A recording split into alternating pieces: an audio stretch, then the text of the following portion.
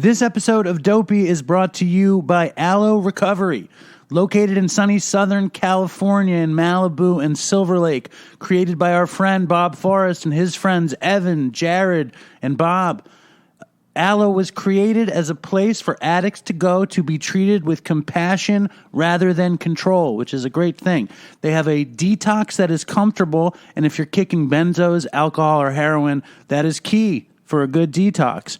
They have amenities, including surfing, sound bath meditation, equine therapy, and sweat lodges, which sound like amazing amenities. They have an amazing team that treats co-occurring mental health disorders, including severe mental illness. So if you're fucked and you have nowhere else to go and you're willing to go to Southern California to get well, I strongly recommend going to Aloe. I think they'll take good care of you. This episode of Dopey is also brought to you by CASL, which stands for Clean and Sober Love, the dating app for people who choose the sober way of life. It was created by one addict helping another addict to date safely. So here's the reality. You got clean, you got sober, you got a new life, and now you're ready to fucking date. So where are you supposed to look? Christian Mingle? CASL is the solution. Dating in recovery is real and worth considering if you have your shit together. CASL is the platform where you can meet like-minded junkies and alcoholics in recovery all over the world. Install the app now on the App Store or Google Play Store. Oh, and by the way, it's completely fucking free. This episode of Dopey is also brought to you by listeners like you in the Dopey Nation through the power of the Dopey Patreon page. That's www.patreon.com/Dopey Podcast. Throw a few bucks. It's fucking Christmas. The fuck? Anyway, and if you want any dopey stuff, go to the Dopey store at dopeypodcast.com and you can get hoodies and shirts and stuff. If you want the new beautiful Dopey socks or beanies, Venmo me at Dopey Podcast. Enough with the ads. Here is the fucking show.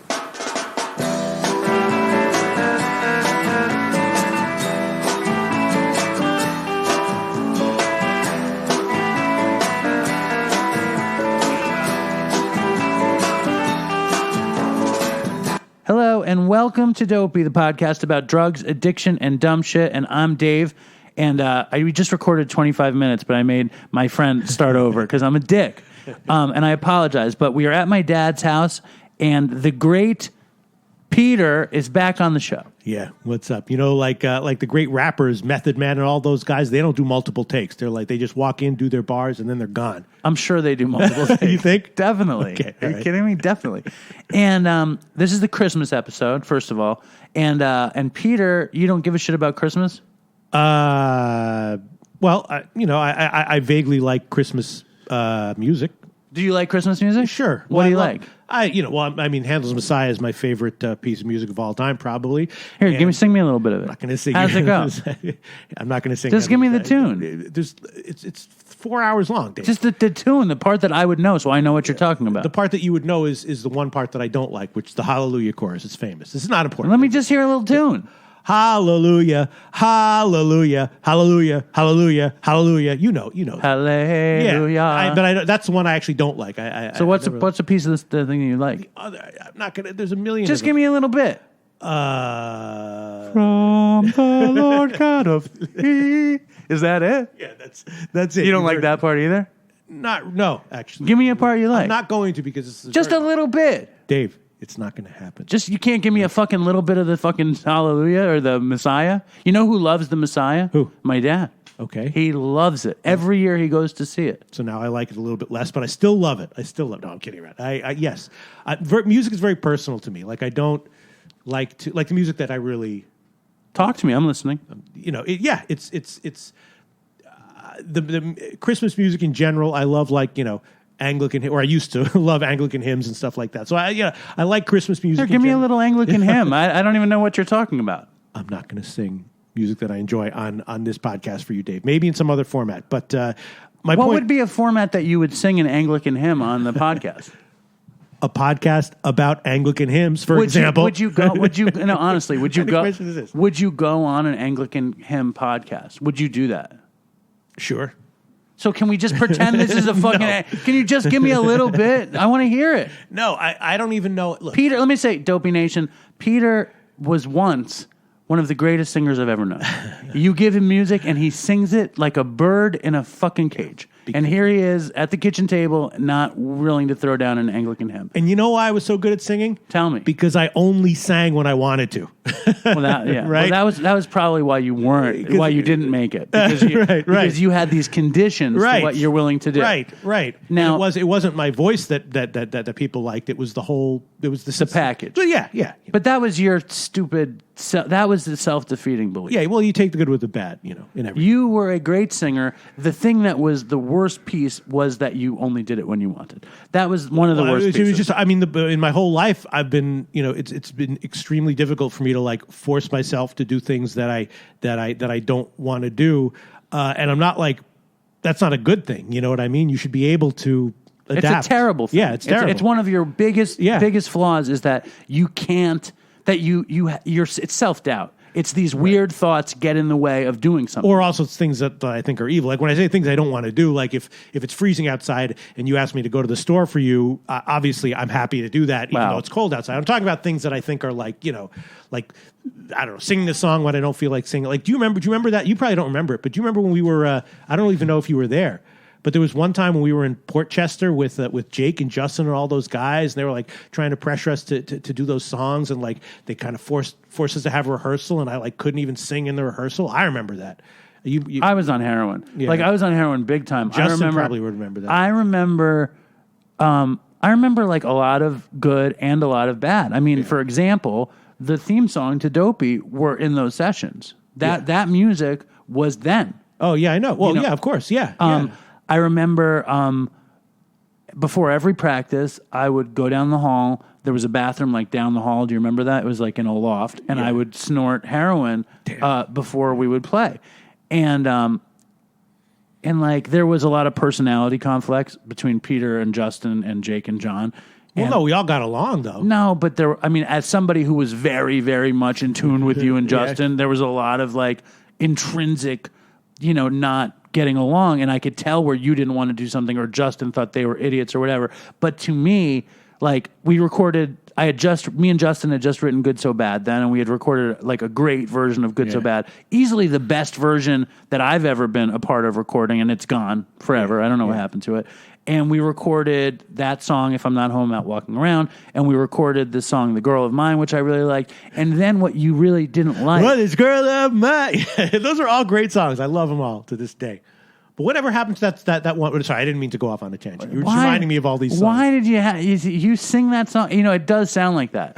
But it sounded good, though. Yeah, but I mean, like, if people sing a Bob Dylan song that they love, they're going to sing it the way Bob Dylan sings it. If people sing a Bob Marley song they love, they're going to sing it the way Bob Marley sings it. They're not going to sing it. But that was the point. The point was the reason you had such a bad experience there was because they were your songs, and you didn't know exactly how they should be, and they were trying to make them a certain way, and it made you sick.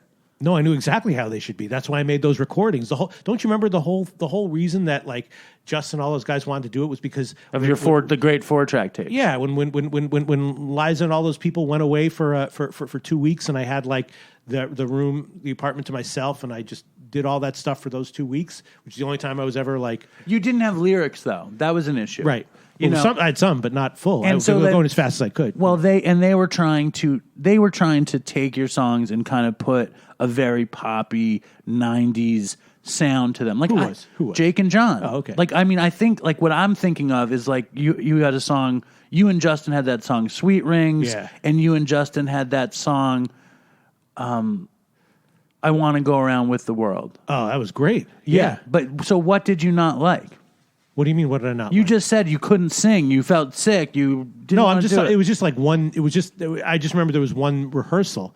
I don't remember what was going on in my head at that time. I just remember the incident, and I remember just being like, kind of like feeling bad, and also like just wondering what I should do. I was just. That was the end of the band. Kind of, yeah. What I remember, and you don't remember it the same way. What I remember is we had one rehearsal. They had 3 rooms.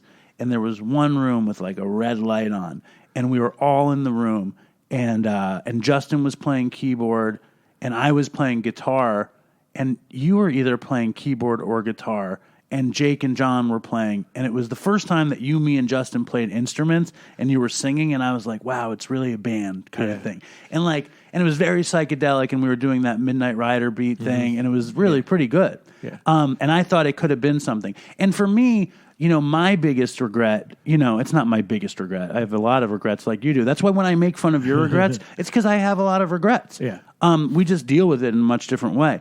My biggest regret was not really taking a shot at having a band, in a real, me being in your band or their band, and can I mention the name of the band? Because your band just put out a record on Spotify. Did you see that? I don't want to talk about. No, don't mention the name. Why? Let people mention it when I'm not in the room. Okay. But Peter was in a band, and I played on. Awful. But anyway, go on. I mean, I was like that was when I did force myself to do something I didn't want to do, and it was like, yeah. Now I look back on it like I wish I hadn't. You know what I mean? I do. I totally do. Go on. Yeah. But the thing that I regret is not having had a bunch of friends. And just doing it super homespun and getting on a stage. And we always had a mechanism, we played ska music or we played reggae music. And it was bigger than the band. But you couldn't have done anything back then when you were on heroin, though. I couldn't have done, I could barely play. Yeah. You know what I mean? It doesn't matter. It's my fantasy. Yeah. But Peter is somebody who comes on the show because he's my friend. You're a professional broadcaster, basically. Well, I was for a while. Now I'm not sure what's they don't pay. Do they pay you for the? Peter has a new show. Yeah. What's your show called? It's. I'd have to explain everything. No, it's.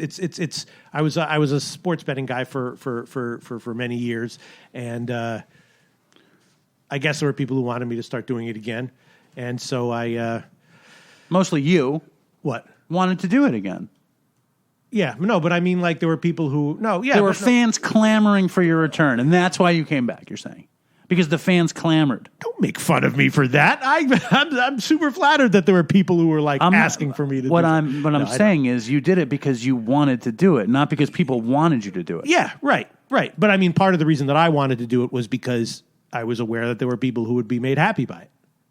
If I did, in other words, it's a chicken and the egg thing. No, I'm saying if there was no one who I thought would enjoy it, then I wouldn't want to do it. Right. Okay. Yeah. Well, so Peter does this gambling show. But anyway, so I started up again last week, and it's been going very well. Yeah. Where is this leading? Where is this discussion heading? Well, I mean, the point is that my friend Peter, who's on the show right now, who had a career in gambling. What do you call it? Gambling, YouTubing? Sports betting. Sports betting, prognostication, and then suffered I was a YouTuber personality. Yeah. You were for a company. You were a very, very non-influential influencer. Yeah. So he was doing all this stuff, and he was struck with this terrible depression, and he clashed with his employer, and they went separate ways, and he moved back to New York, and he was struggling in New York. His friend gave him this amazing job, showered him with love, gave him a place to live, and Peter kind of came back alive a little bit, but he's always been on the precipice of doom and gloom, and when he comes on the show, people have always loved you on the show. In fact, you know that there are people who listen to you separately. They're separate Peter fans and Dopey fans, and they say, "I can't believe you guys are friends." And that's wonderful. I mean, everything you just said that's all vaguely accurate, but not completely accurate. Oh, give me a break. It's close. Make it clear. Make it clear. No, I mean, I don't know. I don't even remember what you just said, but yeah, it was mostly true. But the point is this: that Peter struggled with depression, and you struggle with depression. However, what you said to me when you came in is you're feeling better because you've been on this streak with this show. Well, yeah, I mean, we talked about this in the part of the show that you're not gonna air, right? No. You're ruining. Don't ruin the stupid show for me. No, because we talked about this already. But we're going to talk about. They don't hear it again. They're never going to hear that part. That part went too long, and then too many weird things happened. So I stopped it and I decided we were going to start again. So this version of the show that we're doing right now, and I apologize, Dopey Nation, that Peter has broken the illusion that this is the only time. Forget that anything happened. Say everything again. I don't care. Maybe you could like clip the part. No, it's gone forever. It's gone forever. Yeah, I mean, we talked a lot. It was interesting stuff about like the definition of depression. Well, now redefine again. Okay, well, I just said in the other part that it was like... Don't mention the other part again.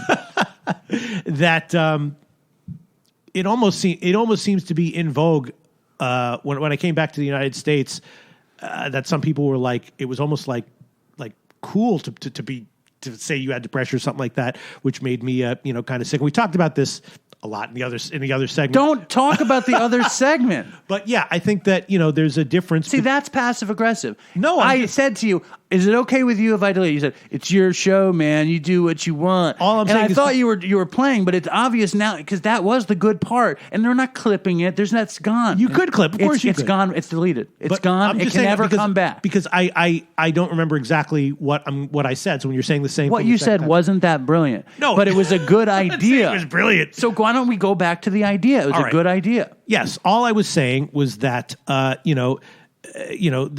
this idea of that like all depression is this like medical condition where you have a chemical imbalance or whatever, and and I mentioned that there was a quote, I think by Jim Carrey, maybe not, but I think it was by Jim Carrey. That was a meme that was going around a while ago about how depression, what's called depression, might just be a normal response by a decent human being living in a corrupt world.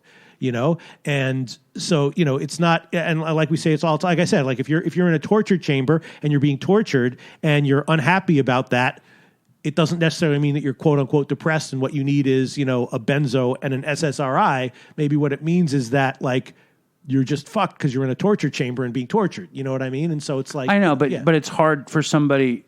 somebody else could look at a situation where you're living in Costa Rica, making a good wage as a paradise. It's not a torture chamber. No, right. Obviously, I'm just using that as but that's exactly the point. Right. Because you weren't in a torture chamber. No, I know. And you suffered depression. You know what I'm saying? Like, and as somebody... and it's I'm easy using that as an extreme example, I know, but it's like... And I hate all this stuff because it's like it's a lot of words to try to understand a spiritual malady of sadness, of unhappiness, of an inability to rise to an occasion, to be present, to be who you would like to be. So it's more than the world is fucked up, there's imperialism and injustice and fucking bullshit. There's something going on in your head, in the heads of lots of people that make it really hard to function. Yes, yeah, I don't disagree with that, but I'm just saying that it's and so anyway, so what it refers to is that like when you said that I was doing better, you were like, oh, it's because of the show, and I'm like, well, it's because of a bunch of things. Like I said in the first segment that you deleted, could you please not mention that segment? Because I'm like you. I'm like, I have problems with my brain, and now you know what I'm thinking. What? What do you think I'm thinking? That you're going to delete this segment. No, that I shouldn't have deleted it. What a stupid thing I did to delete that segment. Because now you can't possibly give it to me again because you're so angry that I deleted the segment. I can give it to you again. So listen, Dopey Nation. We went a little weird in a few places, so I was like, I'm going to delete it and start it again. And like, I didn't realize that Peter would be such a prima donna and refuse to get with the program. No, I am getting with the. I'm just saying that, like, it's like if I were doing a show, right? I would maybe, and someone was talking about some point, but they had explained it better in a different segment. I might be like, all right, and here's his explanation, which he explained more clearly in a part of the show that we. How dare you? How dare you question my process? My process is only about how to make the show come out. Right. So it comes out today. This episode is going to be out today. Do you understand? Oh, really? So there is no clipping and looking and cutting and pasting. This is it. Okay. This is the show. It's the Christmas fucking episode. I wanted to hear what Christmas music you're like, I don't like to sing on command. I want to hear like why your depression has lifted because you're doing my point. You want me to give you my point? Yeah. My point is you're less depressed because it's something that Chris, and if anybody that doesn't know the show, I started this show with this friend of mine named Chris. who was also a drug addict. Peter is not a drug addict. Chris would often talk about one of the great keys to overcoming addiction. The phrase he used was self-actualization. And that phrase meant doing something, meaning like we were doing dopey, so we didn't really necessarily feel like doing drugs. And of course, that's all bullshit because Chris wound up doing drugs anyway. Right. So in your case, I thought the self-actualization was you putting your, using your imagination and using your skills and creating something that people wanted to hear that created this loop of goodwill. Yeah. Well, I mean, I've definitely read about when it comes to drugs or recidivism in crime, like the main factor that determines whether people relapse or not is hope. Like if people have hope and something to look forward to. Yeah, so you're right. I agree with that. And I was just going to say that, like, the reason that I'm doing better, there's many reasons. The fundamental one is that, my friend, Michael is, loves me and, treats me like a family and believes in me and wants to help me and stuff like that. And then also starting to do the show again. So it's all those things combined. Peter and I talk once in a while. He never calls me. He doesn't text me or call me. He just texts me with fucking Facebook Messenger. Why is that? Why do I only talk to you on Facebook Messenger? Yeah, why don't you text me or call me? Why do you only text on Facebook Messenger? I don't even know if I have your number in my phone. Why? I don't know. Do you call other people? Sometimes, sure. But you mostly communicate through that. I don't know. Just with some people, you get into a habit of communicating with them on a certain platform, right? Yes. This is not an interesting question, Dave. Okay, but the interesting point was that Peter approached me with this idea that I liked of me and him doing a podcast. Now, what was your idea? Well, I mean, it was basically I was like, well, why don't we just do a side project, right? In the same way that, like, in bands in the 70s, like someone from Yes would get together with someone from Boston, someone from Pink Floyd, and do like a side project, right? I like it. And I was thinking, why don't we like... Can you know of any side projects? What? Can you name any side projects in the history of music? You mean from the 70s? Anybody. Any side project. I mean, I haven't thought about music in a long time, but just Handel's yeah. The Messiah? No, like... Do you think Handel ever did a side project with, like, Wagner or something? Like, don't you remember when, like, Steve Winwood would get together with, like, some guy from, Herman's Hermits? I know what you're... Can you name any... I'm just challenging your ability to name a side project. No, because I haven't thought about music, like rock music. How about a hip-hop side project? Do you think of any of those?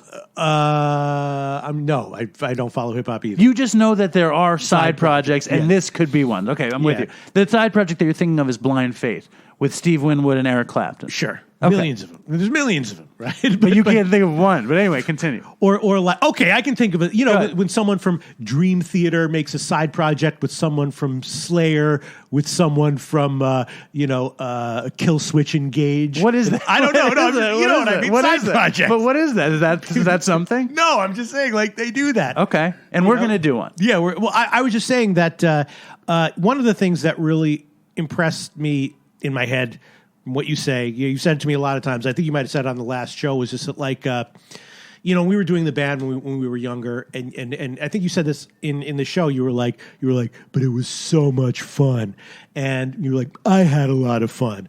It was really fun. And you were right. The big do you think I talk like that? No. Okay. The big mistake that the real regret that I have was just that, like, I didn't appreciate the opportunity to have fun. I should have just had been able to allow myself to have more fun with it when I was a kid. And I was just thinking about that, and I was like, it might be kind of fun now is to just do like a side project podcast with Dave and see if it works out. What would the focus be?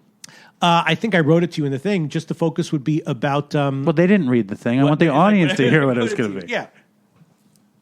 Just about, I actually forgot the exact sentence that I wrote, the exact premise that I wrote to you, but it would just be, two guys like us, who are in our age group and, maybe didn't make the wisest decisions in life for the first however many years of our lives and wound up where we are. But now, you've got your, niche, podcast that you've done is what it is. And I've had my niche, internet presence that I had for however long it was, like 15 years or whatever, and we'll put them together. It would just be kind of fun, yeah, and to talk about various aspects of life, Well, I am totally down to do it. Now, not because it's something that's going to be super popular or make money or anything, just as a side project, and if it turns out that like 10 people enjoy it, It's fun. Well, I would like to do it just because it would give me a chance to see your sweet face because I never get to see you. But also it would give us a chance to talk about things like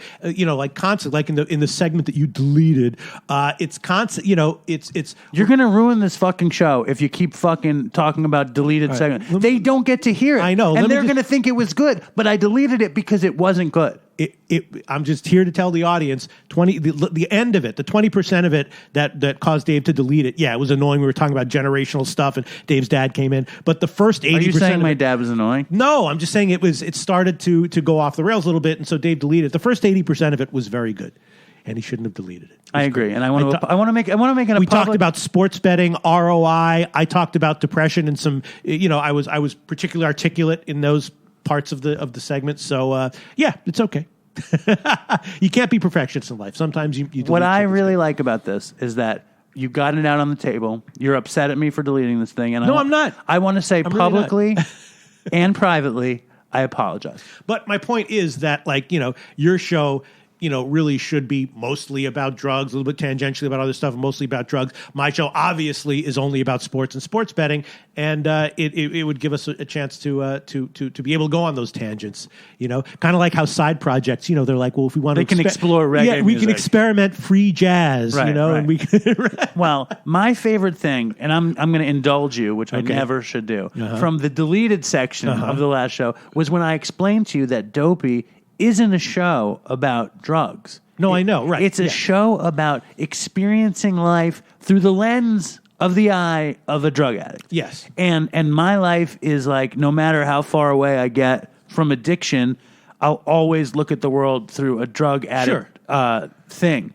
Last night, man, I was going to bed and I went away. We went to this Polar Express thing and I barely slept, and we came back, and I kind of fell asleep really quickly, and I had this terrifying nightmare. That first I had this weird dream that I was hooking up with some girl, and she was giving me a bong hit, and it was kind of nice. And then the next second I was having this nightmare that some dude was at our front door, and he had a package for me. And I was like, okay, give me the package. And he gives me this clipboard to sign it. And then he closes the door without giving me the package. And then I open the door and he grabs me. And it was how have you ever had a dream where somebody attacks you in the dream? Yeah, but I don't remember my dreams at all, so it's hard for me to comment on this. But this sounded like a cool dream, though. No, it's terrifying. Because I have dreams sometimes where people attack me and I can't do anything. Probably because I'm so asleep, my body can't respond. And I woke up terrified. I had probably slept for 10 minutes, and I woke up terrified, and I was scared, and that doesn't happen very often. What was on the clipboard? I don't know. Oh. It was I don't know. What was in the package? I don't know. Oh, okay. But the point was I was powerless, and this dude could hurt me, and there was nothing I could do, and it was scary. And I was in my bed, and Linda was asleep downstairs on the recliner because she had just fallen asleep, and I had just put Nora to sleep, and I was alone in our bedroom, and I was scared. And I look at, and in the old days, if I got scared, I might watch TV to try to feel better or look at something. Last night I start scrolling through fucking Twitter, it's gonna make me feel like I'm at home or something. And that's such a terrible thing. You know what I mean? What a terrible thing that social media has become some base level normal. Yeah, so the problem is that I could talk about this for hours. The problem is that everyone suddenly, there's a reason why politicians are historically have been dishonest robots. It's because that's how you have to be in order to get elected, and social media has sort of pressured now. The pressure is now for everyone to be like that. You know what I mean? Because to be perfect. Yeah, it's funny. It's funny because we're on the trip and Linda posts these pictures of our family having fun, and meanwhile we're fighting, And I'm thinking I'm going to post the story of our fight because that would be so much more refreshing to see on Facebook that she woke me up twice during the night because I was snoring. Yeah. I'm in the other bed. She's with the baby. She gets out of bed to hit me while I'm snoring to wake me up. And then she's like, forget it. You take the baby. So I get in the bed with the baby. She's going to sleep. The baby won't sleep.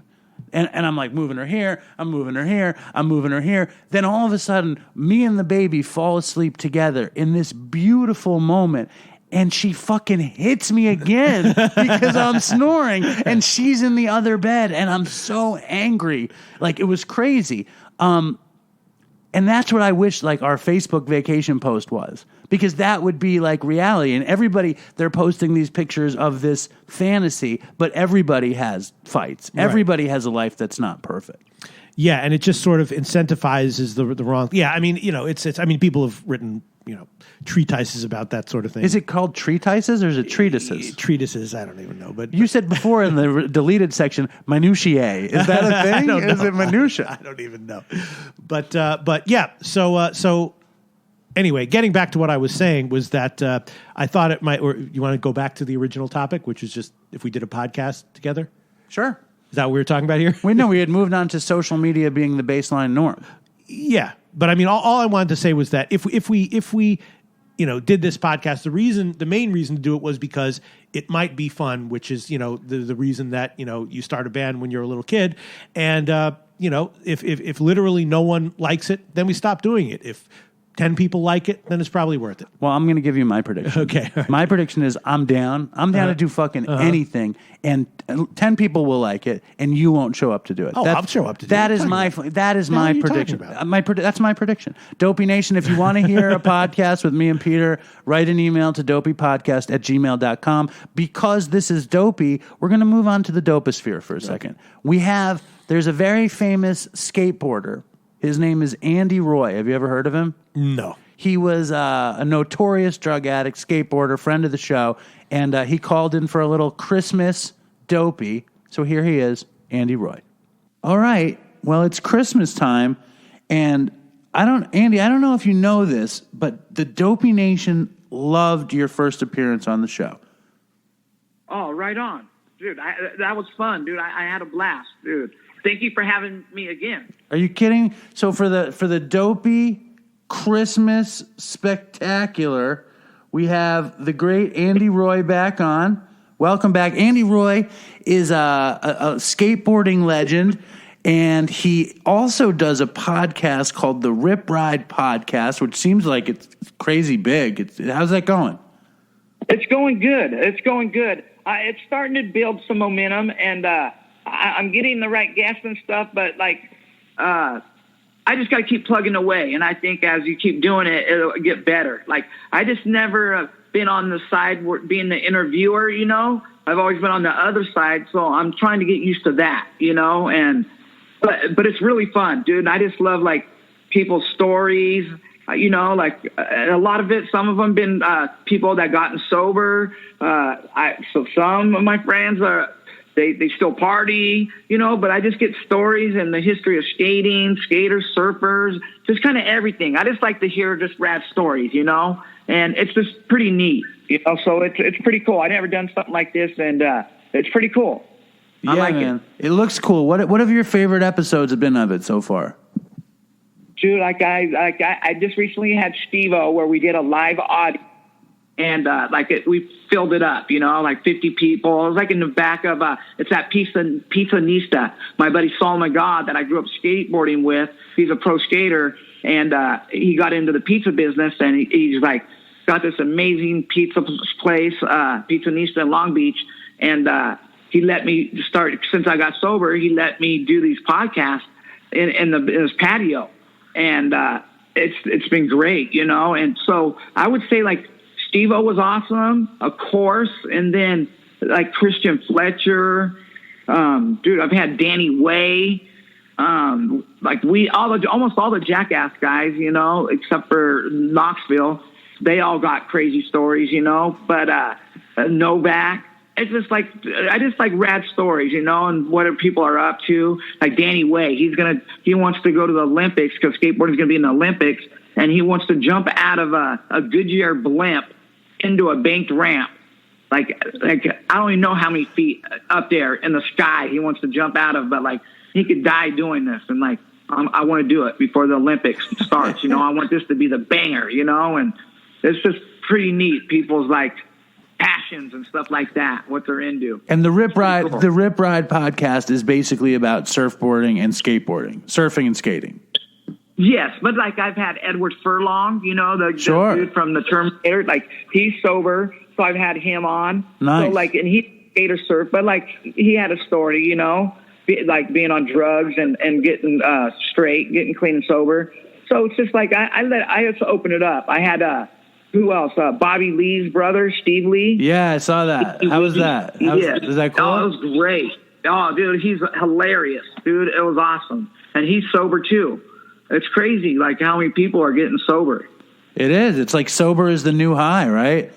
Yeah, it's really neat, man. It's really cool. So you're coming up on your year, and it's Christmas time, and I wanted to see if you could regale the Dopey Nation with a fucked up ghost of Christmas past kind of story. Dude, I could just tell. All right, I got you. You know what? From being like the fucked up, how fucked up I was on drugs, I was just robbing and stealing so much when I got heavy into my addiction that I just kept going to jail on. I swear, it must have been like 5 Christmas in a row. I spent locked up in jail on Christmas. It just so happened every time I would get locked up during those holidays, Thanksgiving and Christmas, always for like 5 years straight. And it just broke my mom's heart, and it's just, it would happen every time. Like, I don't know what it was, but it was just like, I would get arrested and be in jail, and I'd be with a bunch of convicts, eating some crappy jail food and trying to make our own spreads, trying to make the best out of it, and it's just like, you should be with your families, that's the time when you're supposed to spend good close time with your family, and I'm in here with a bunch of convicts that are out there breaking the law like I was, and eating shitty jail food. So it's just like, it's just over and over, And then this last one, I was at Bam's trying to get sober, and it was during Christmas time, and I spent Christmas with him and his family, which was great. Like his mom April and his dad Phil are amazing. They cooked the amazing, it was awesome. But I ended up still being on drugs out there, What were you What were you using out there? Well, I was using heroin before I got out there, and then I brought a bunch of Suboxone with me, and then I met one of his friends, and I was getting fentanyl.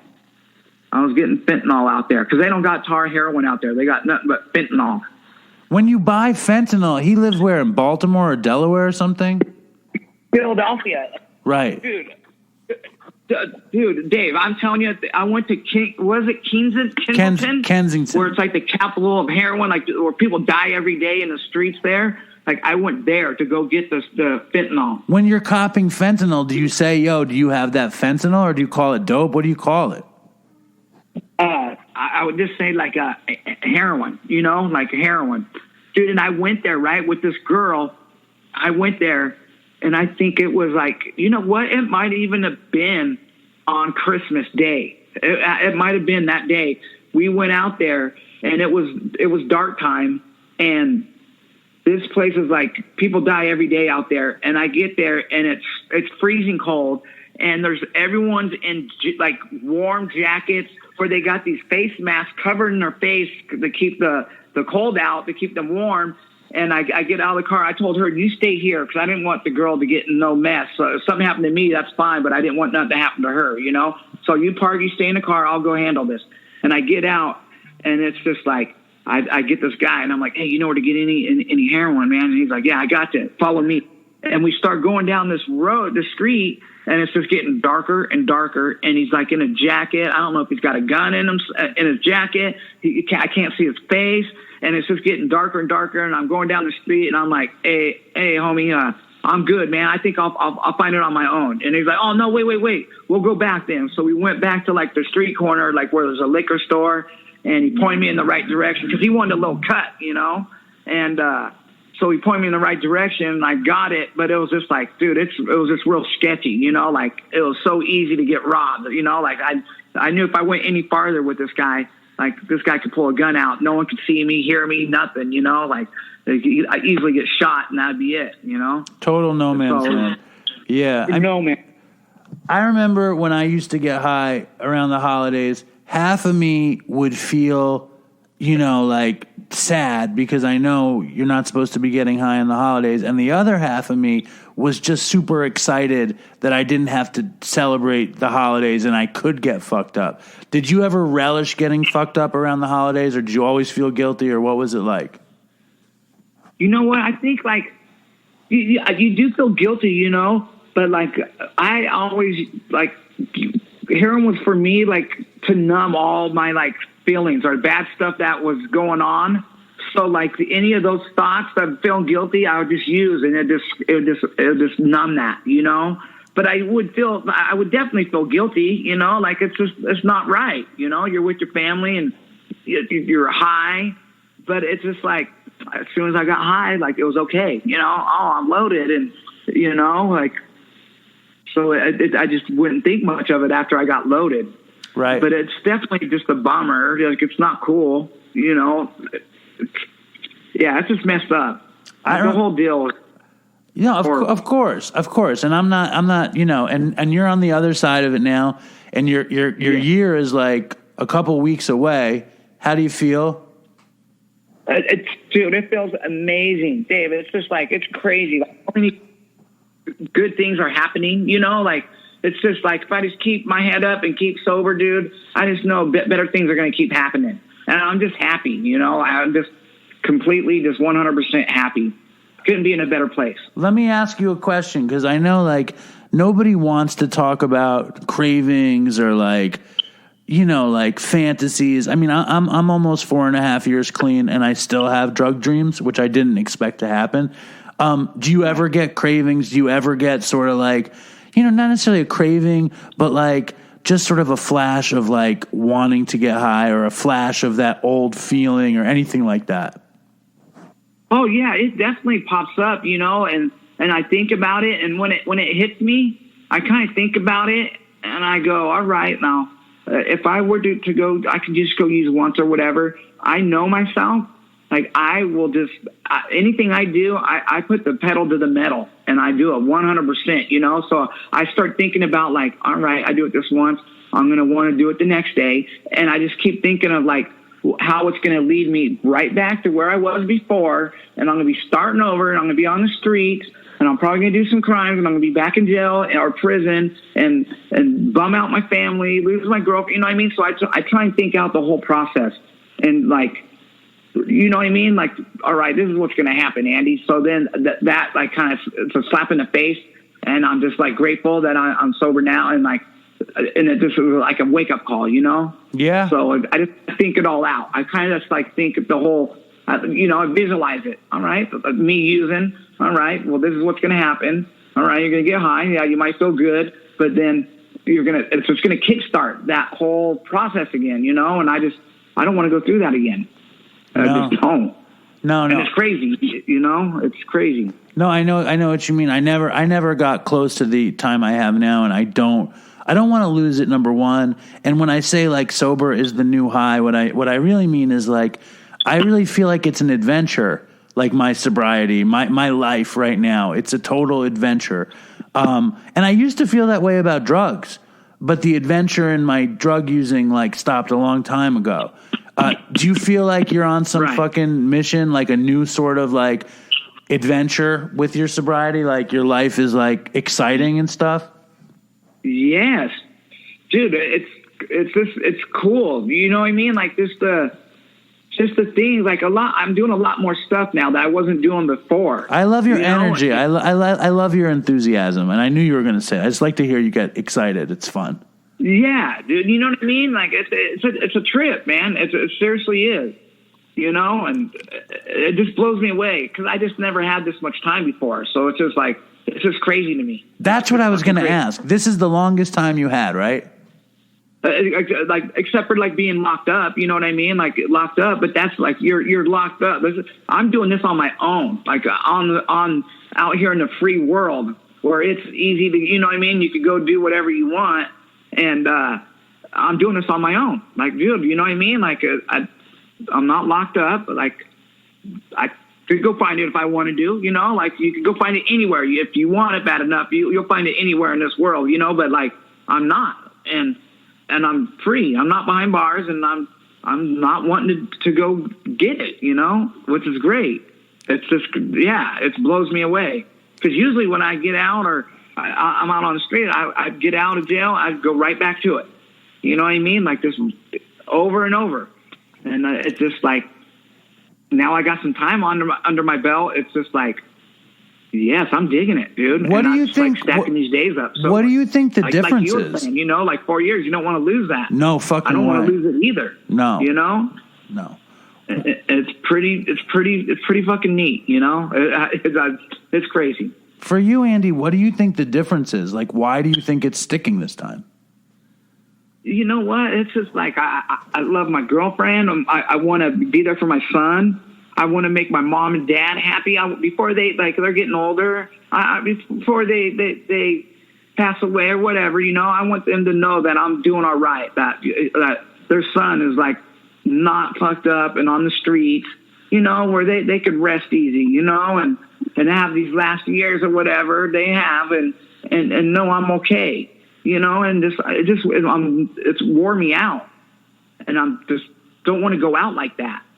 You know, I just don't want to leave this earth like, he was a junkie. How old are you? How old are you? How old are you, Andy? You're 49, 48? I'm 48. 48, yeah. Yeah, I mean, I'm 45. It's the same kind of thing. I love that stuff. And the other thing that I always love is the fact that you're this fucking legend. You're skateboarding, punk rock, fucking drug addict legend, and you drive the van at wavelengths. Yes. And yeah. How is it?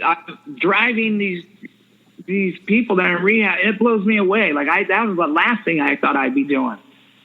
Do you feel super zen? Like do you find yourself like giving advice and like what is it like to be on the other side of the stick with that?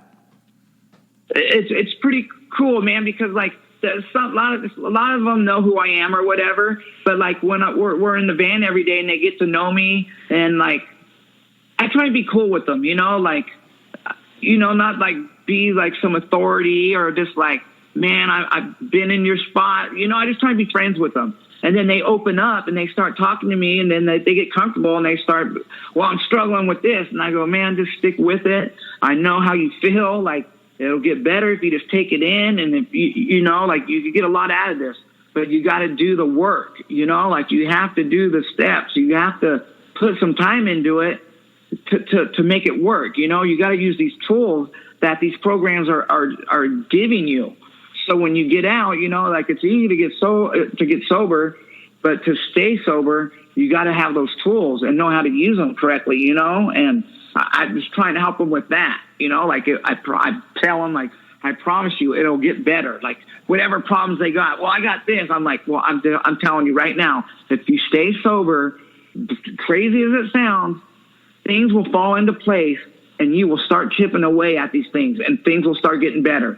You will be able to handle it. You'll be able to get hold of a job and pay off if you owe bills, or like, you know what I mean? Like you could start taking care of the stuff that you couldn't take care of before when you were on drugs. Yeah, you know, totally. But you got to stick with it and use the tools. You've been doing it for a few months, driving the bus. How long have you been driving the bus? It's been like almost 6 months now.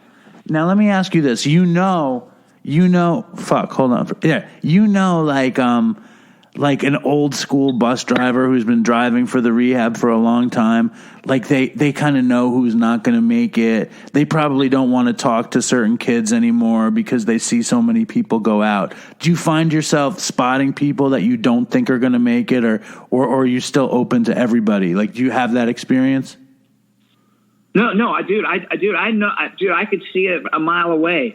I could see who's working it and who doesn't. But those are the ones I try and like put more time into. You know what I mean? Like those are the ones like I try and like give more time to. like, look, I just don't want to ignore, you know what I mean? Because there might be something that I might say that they'll catch on to that might hit home, you know what I mean? Where they change their mind, like I'll dig into them, and like try and switch it up. But I definitely could see it. That's so, because you tell, like, they don't have a place to stay, or their parents gave up on them, or you know what I mean? So they're working it, but like, so I kind of sometimes, if I know them well enough, I'll sarcastically call them out, Right. And they'll be, oh, no. Well, no, you are, you know what I mean? And but I build that relationship with them first, because I don't want to, I don't want it to backfire on me and then they split or something, you know what I mean? So I try and like build a relationship with them first, Totally. Could you see yourself being like a therapist or anything like that down the line? But what I want to do, Dave, is I want to be an interventionist. I want to go out and like talk to people, and like the ones that they can't get through to. I want to be that person that goes there and could get into their head and like talk them into going to the program. The ones that just are fighting it. I want to be that dude that could switch it over and get them to go and to change, and to do it and do the right thing. That's what I want to do. I want to be an interventionist. Well, man, you could do it. You could totally do it. You skating still? I'm skating. Yes, I am. Not as much as I should be, but like I'm just trying to work on my sobriety and just like build that cement foundation. You know what I mean? Totally. And then, my body it still works.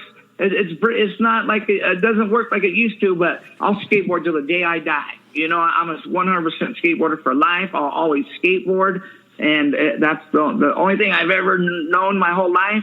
So I'll always be a skateboarder. I'll always skateboard all the time. Like if I don't skate, if it's been a few days, I'll start freaking out and have to go skate. Right. So how big is the van? Is it a bus? Is it a van? How big is this thing? It's a big van. It holds. Let me see. It holds 1, 2, 3, 4, 8.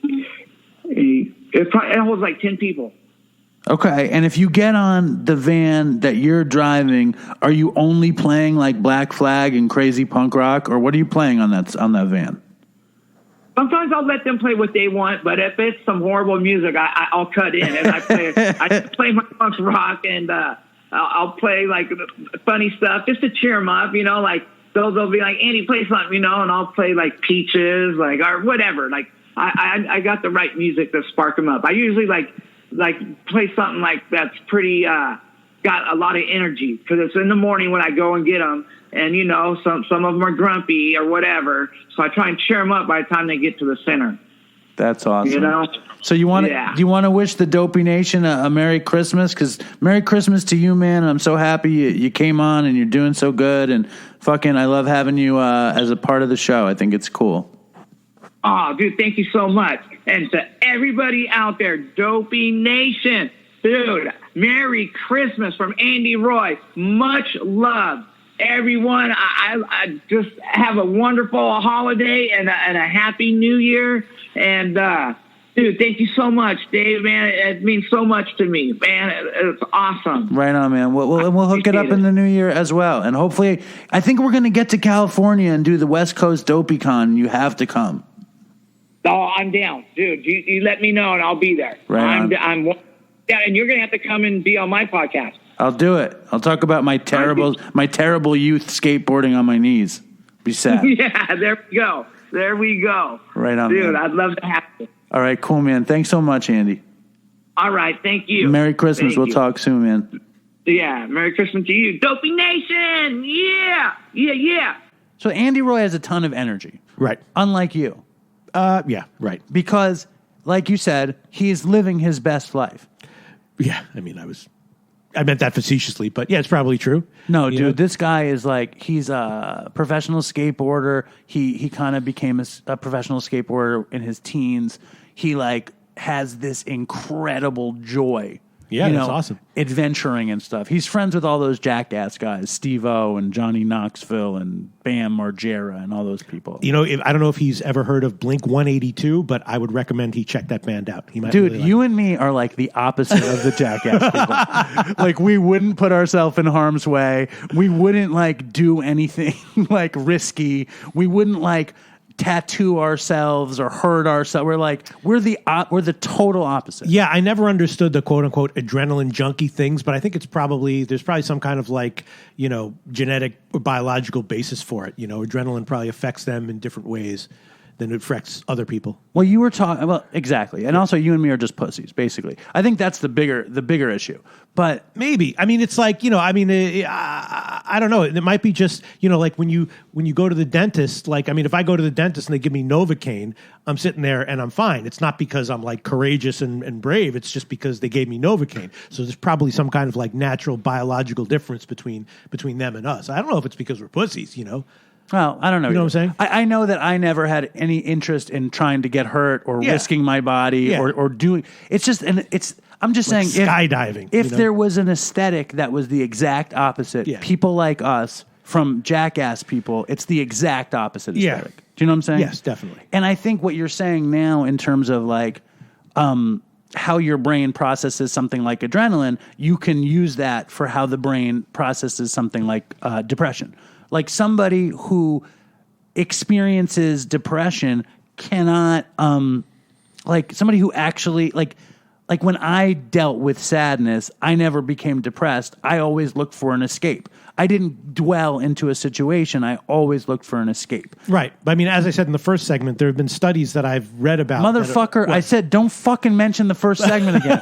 Okay, don't fucking mention it again. Right, okay. But I did, and I'm not going to say it as well as I did, but yeah, there are studies that they've, I mean, because what I said in the was that I said that in my experience and in stuff that I've read subsequently, you know, that there's, you know, a big, you know, people think that like drug addiction is like, you know, all about character and stuff like that. You're just weak if you become a drug addict or whatever. But it's pretty obvious to me that there's a huge, you know, biological component to it. And we talked about like crack, you know, like in the 80s, all the teachers and everyone would say like, if you smoke crack once, you'll get addicted, you know.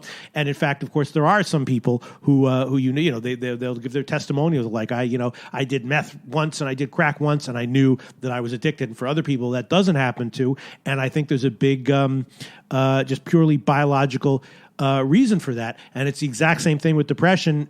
And with depression and resilience and stuff like that, they have done studies. And like rats, I've read like lots of studies where they can like, you know, knock out certain genes that will make, you know, rats become more or less resilient. Like if the gene is activated, they will, you know, they will fight in the face of adversity. Whereas if it's, you know, if it's not activated, they'll just give up and quit.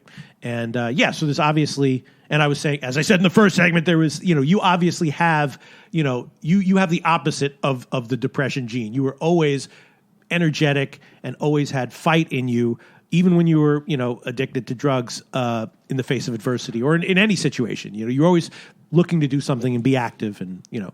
Well, I had an epiphany not recently. Giving up. Yeah, I had a total epiphany recently.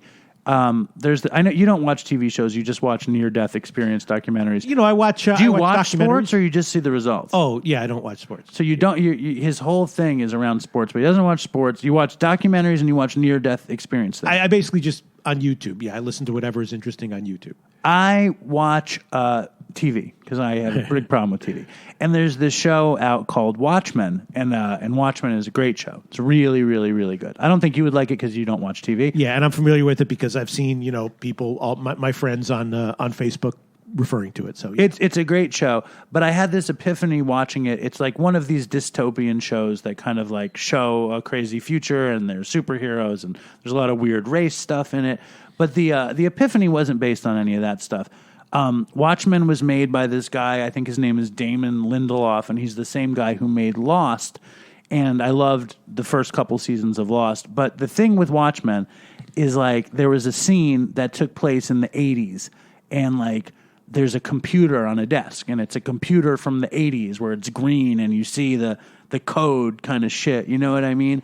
And I just had this thought like, imagine you're working for a computer company in the 80s and like this is what you have, like this terrible screen where all you see is this fucking code.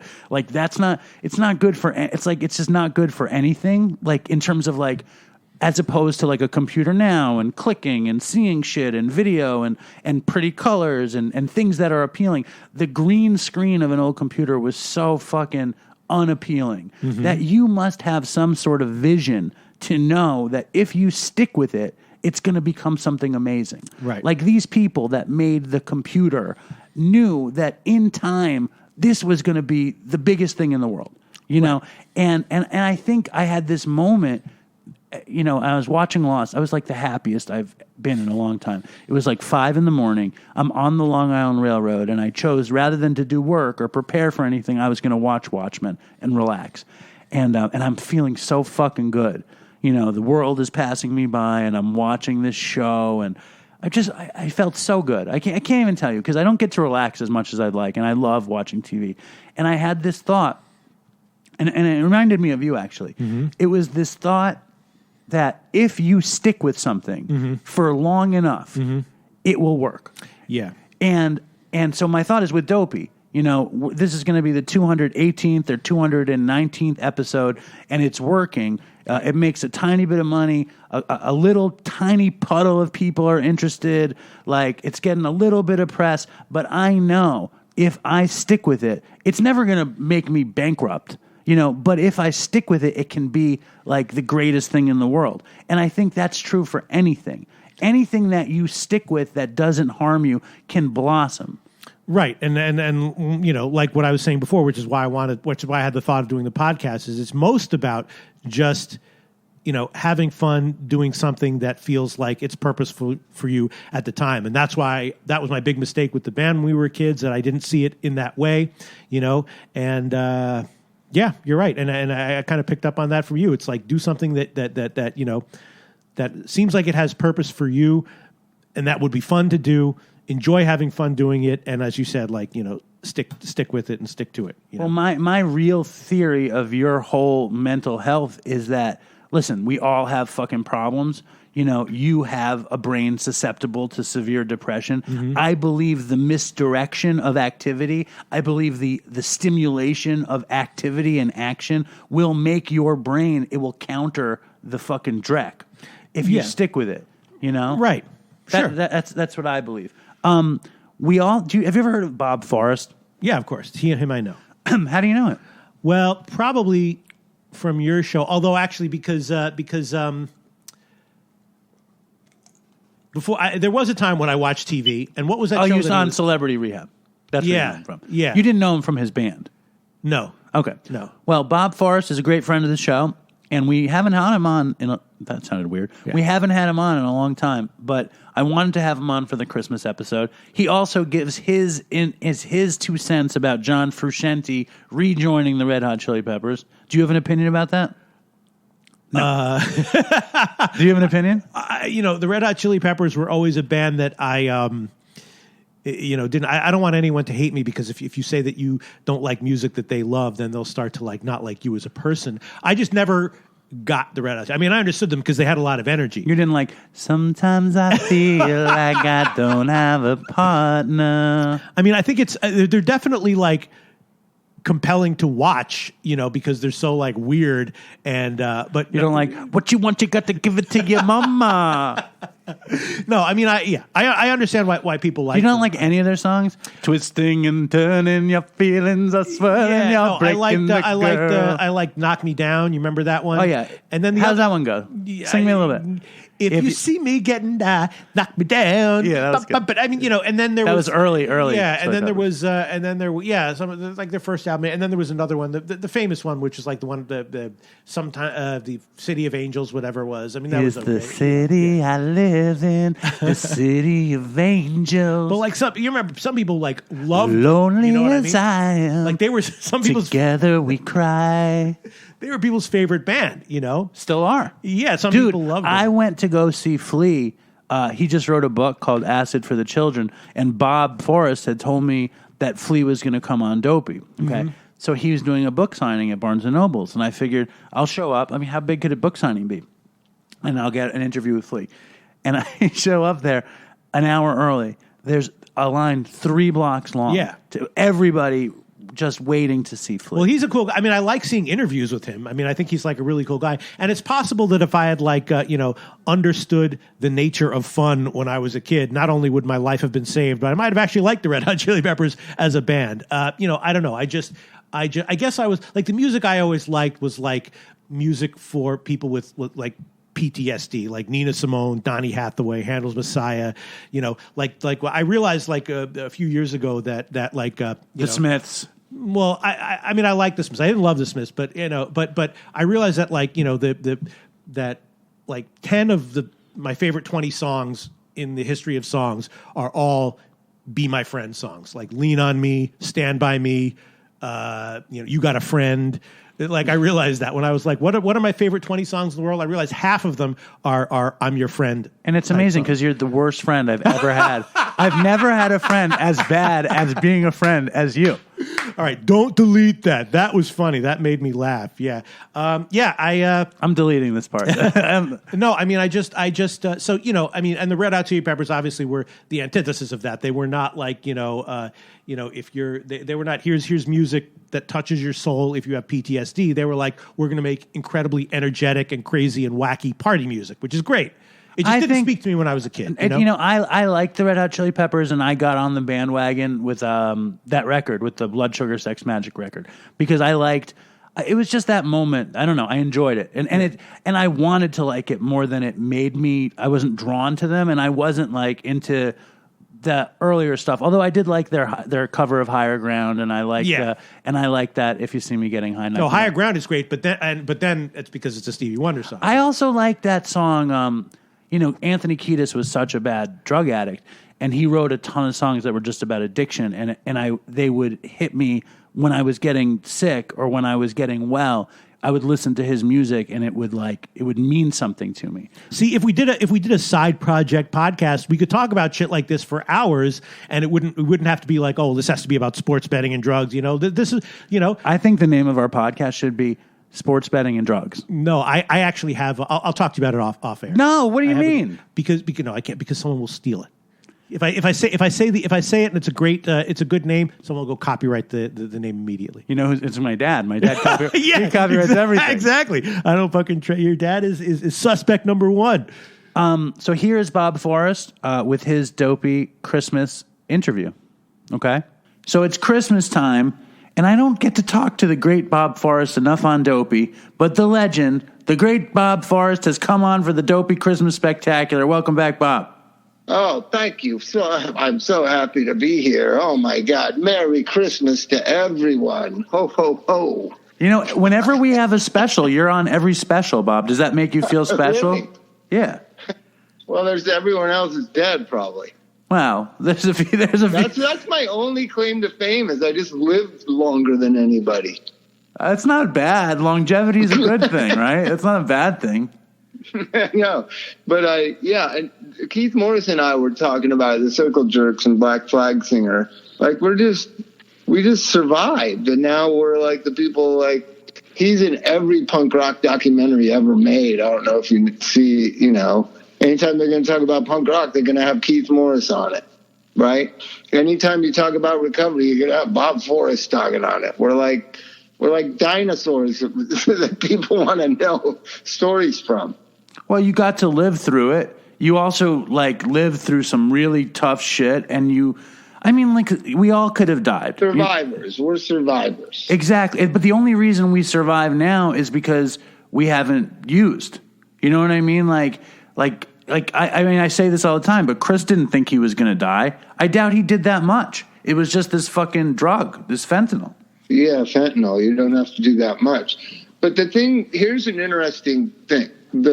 The worst addicts I knew, my prime using was from 86 to 94. So it's not like I don't even know what it's like anymore. But in that era in Los Angeles, I thought I was going to die.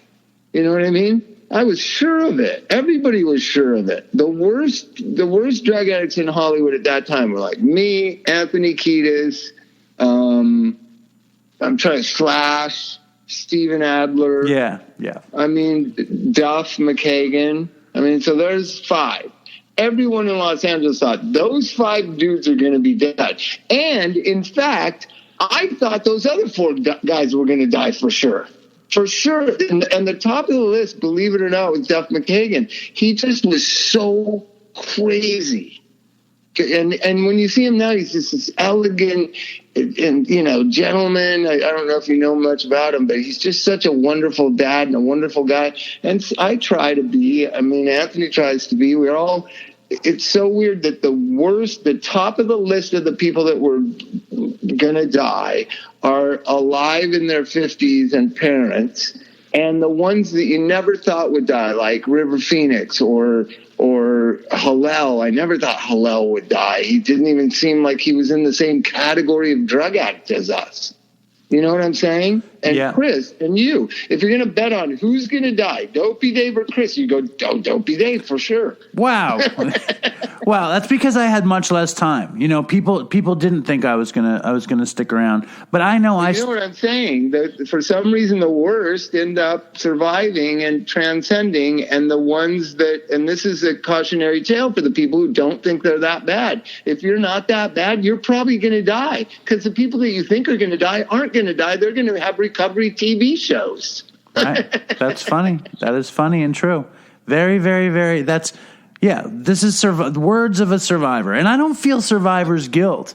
I just feel like it's just fucked up. It's trippy. It's sad. You know what I mean? I don't feel guilty. I feel like pain. You know what I mean? I'm sure you run a treatment out there. You've dealt with infinite addicts and you've dealt with infinite deaths.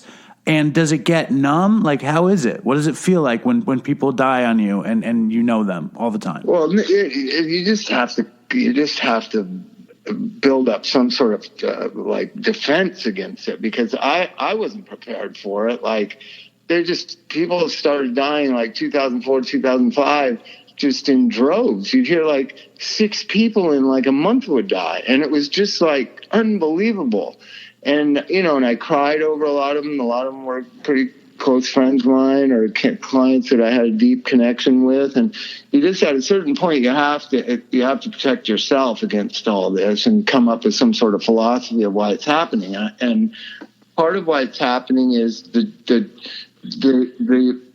dosage. I mean, the like OxyContin, 80 milligram OxyContins are like 3 bags of dope. So when we were getting kids at Los Encinas in their mid-20s that were doing like 4 80 milligrams a day, that's like doing, and I'm not talking about dime bags in New York, I'm talking about 1/8 of a gram, 40% pure heroin. That's like doing 15 bags or 12 bags. The most I ever did in my life was like 4 or 5.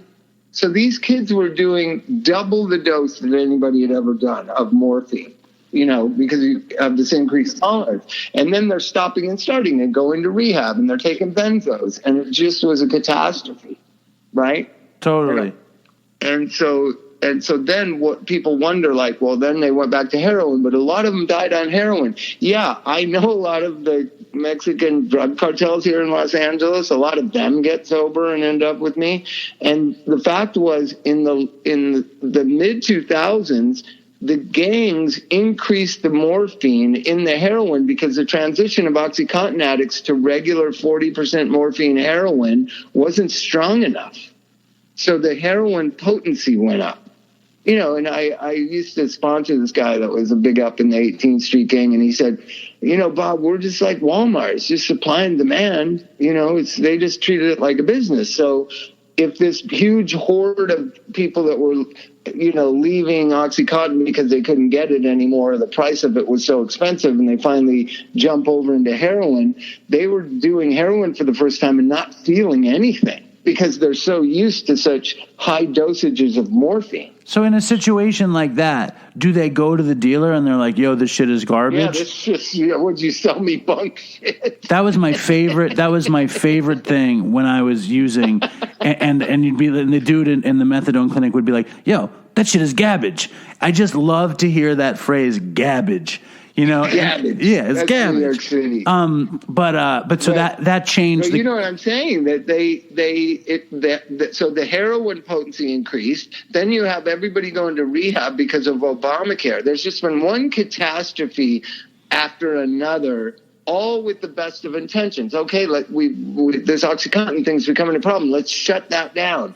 Thinking that the OxyContin addicts are just going to go home and watch TV and everything's going to be fine. Yeah. You know what I mean? Yeah. And so then you have the transition into heroin. You have the increase in the potency of heroin because you want to keep that marketplace, right? You want to grab those customers. Then you have going in and out of rehab because of Obamacare, and you have them returning back to the 60% morphine heroin. Then you have fentanyl. Well, do you think the fentanyl hit the market because these people had these tolerances? Yeah, there's high tolerance. I believe that. Somebody somewhere said, hey, what if we mix a little bit of fentanyl in with this? Maybe they would really feel it. See, that's like a real high-level thing. I don't consider high-level, like, conspiracy drug dealers. No, it's just people trying to get by. Come on. Have you ever tried? Here's the thing. Have you ever tried to keep a secret? Like, nobody keeps secrets. Everybody thinks there's all these conspiracies. Like, people drift apart. You wouldn't think after 3 or 4 years they would have told us who killed Kennedy. You know what I mean? Right.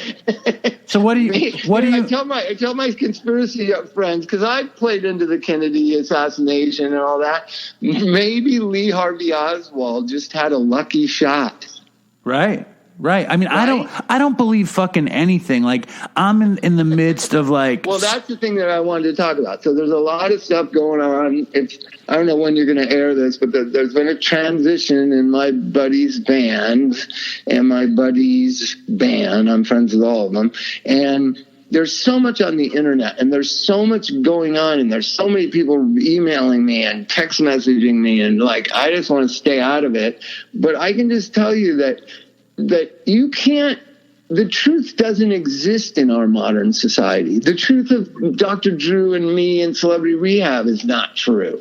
The truth of what's going on with the Chili Peppers is not true. The truth of everything. So why do we trust the fucking internet, Dave? Everything is a distortion. It's one person trying to soften it or lift it or move it around or message it a little better. No, there's no fucking hardcore truths anymore. It's just all media messaging and branding.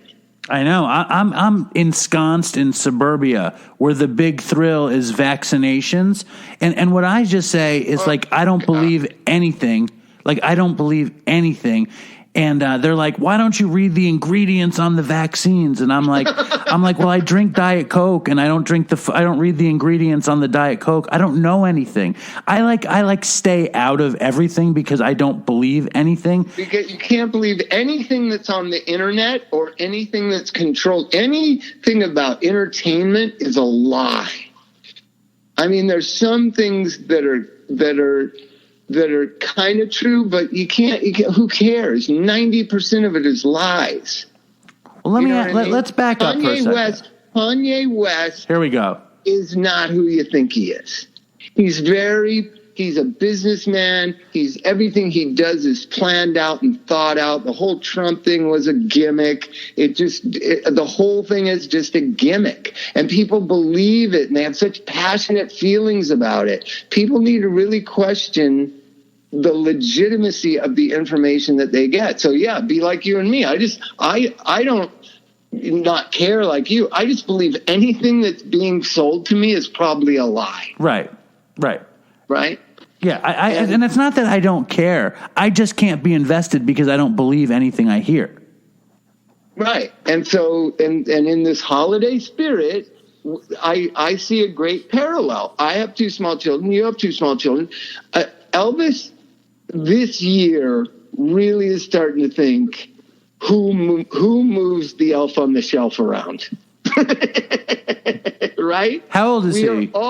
He's 9? Lie to our children about Santa Claus and fucking elf on the shelf. We are a lying society, and we indoctrinate children into the lie. Then we let them in on it at like 9, 10, 11 years old.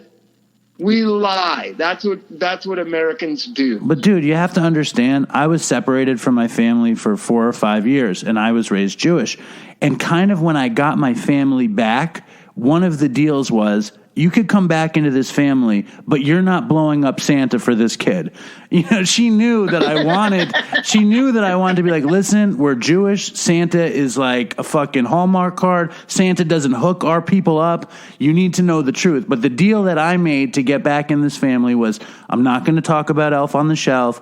I actually have to do Elf on the Shelf, which my dead mother is rolling over in her grave. It's a shanda for a Jewish person to be doing Elf on the Shelf. What do you say when you forget to do the Elf on the Shelf? I always tell the kids, like, oh, he just likes it there. He must really like it there. No, my wife fucking moves it. And she's on it, man. She fucking lives the lie. She loves it. She loves the fucking lie. She loves it, Bob. We're all living the lie. But there is no Santa Claus. So then Sid, who's 3 years old, is obsessed with the cartoon, the Grinch, right? Uh-huh. So I thought as a surprise, Elvis had a recital yesterday. I figure I'll just take the kids and I'll go to the Grinch thing is at Universal Studios. So we went there yesterday. Sid saw the real person dressed as the Grinch, and all she said was all she said, a 3.5-year-old little girl said, that's not the Grinch. I was trying to lie to her saying, no, that's the Grinch. That's the real life Grinch. You watch the cartoon Grinch. That's the Grinch. And she was just looking at it with her forehead, all crumpled and like, that's not the Grinch. What did you say? You said, no, it is. It is the Grinch. The Grinch Bob. is a real person, and it's a cartoon. You watch the cartoon of him. Amazing. Amazing. Okay. So the spirit of the holidays is to lie and tolerate your family who you probably can't stand. Yeah, well, that's part of it. Now, I want to tell you something that I've heard, and I want you to tell me if it's true or not. I've heard that you are struggling with reaching these millennial drug addicts. Is it true, or is this fake news? That's true to a certain extent, right? And I do exaggerate it to a certain extent. Here's another thing. I don't think a lot of these kids are drug addicts. I think they're just in rehab because they don't know how to live. So that's another thing, that they really are frightened of their own shadow, a lot of them. They don't know how to get a job. And yeah, they abuse drugs, right? So they end up in rehab and they just never leave. They just go from one rehab to the other, to the other, to the other until they're 26. So those people are really hard to reach because you'd have to just completely educate them, inspire them, encourage them, build their self-esteem. You can't do that in a month or 6 weeks or 2 months. There's so much fundamentals that have just been lost on this generation, right? So the idea is to cultivate a spark in them. There's that, and then there's the whole like little peep world where they just don't even care to live. It's crazy. The mentality of some of the younger people, the 20-somethings that I've dealt with, I don't even know how to understand how to help them. I always like living. I always like it because there's records and there's relationships and there's television and there's, jumping in muddy puddles and there's French toast. There's so many things that I like about living that I don't want to die. And I never did want to die. Right. I love the adventure of life. I think I wanted to die when I was at my worst. And it wasn't that I wanted to die. I remember I would draw up crazy shots and I would hope that I didn't wake up because I couldn't handle my life. I don't know if that's... Well, that you've gotten so far down, but so I used that because I worked in a psych hospital. My first job was to assess people that had been taken into the hospital and put on a hold, like a 5150. So I had to see them in the first 24 hours and assess them whether addiction played into why they tried to kill themselves or wanted to die or whatever. And I started using, they have all these questions you ask, but I started using one that I made up, and that was, do you really want to die or do you not like how you're living? Because if you don't like how you're living, you can change it. If you really want to die, there's a bridge on every fucking corner. That's the truth of it. And 9 out of 10 people in the psych ward don't want to die. They just don't like how they're living. Right? So when you're treating these folks, like what works? Like what do you find? I'm going to tell you, that was in 1999. In 2019, half the kids don't want to die. They do. It's shocking.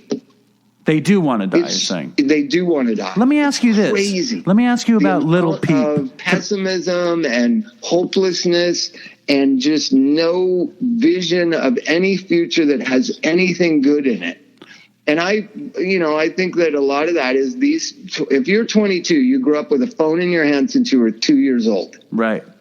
Right? Yeah. And so you have access to all this negative information constantly. The planet's heating up and people are horrible and everybody's getting raped and everybody's murdering everybody and they got no money and Trump's a liar or Trump's the greatest thing. And just all this information has been bombarded on them their entire existence on this planet. You and I remember a time where information wasn't bombarded on us, and we have a defense against it. Like I can just, what we were talking about. I don't believe 90% of what I read.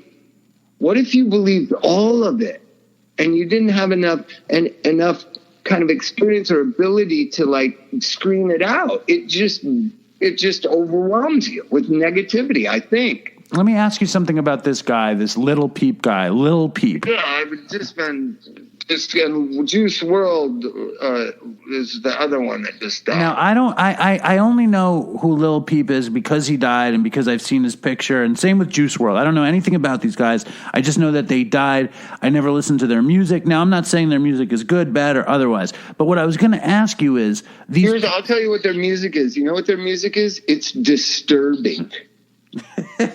No, it's disturbing the worldview they have on things. It's exactly what I'm describing. Everything sucks. There's no reason to be alive. I wish I was dead. Women are terrible. They always fuck me under. Poor me, poor me. I'm the victim. That's what their music is. But here's what I'm asking. What I'm asking is if they had enough passion to make a song, to make a record, to be an artist, isn't there some sort of joy for life there? Well, I can just go from my generation. Yeah, to say that anybody who's famous didn't want to be famous is the ultimate lie. So Michael Stipe or Eddie Vedder, all these people, they wanted to be famous. They formed bands, they wrote songs, they went on tour. You know what I mean? That whole Greta Garbo thing is such bullshit. At a certain point, fame doesn't fix you. Money doesn't fix you, right?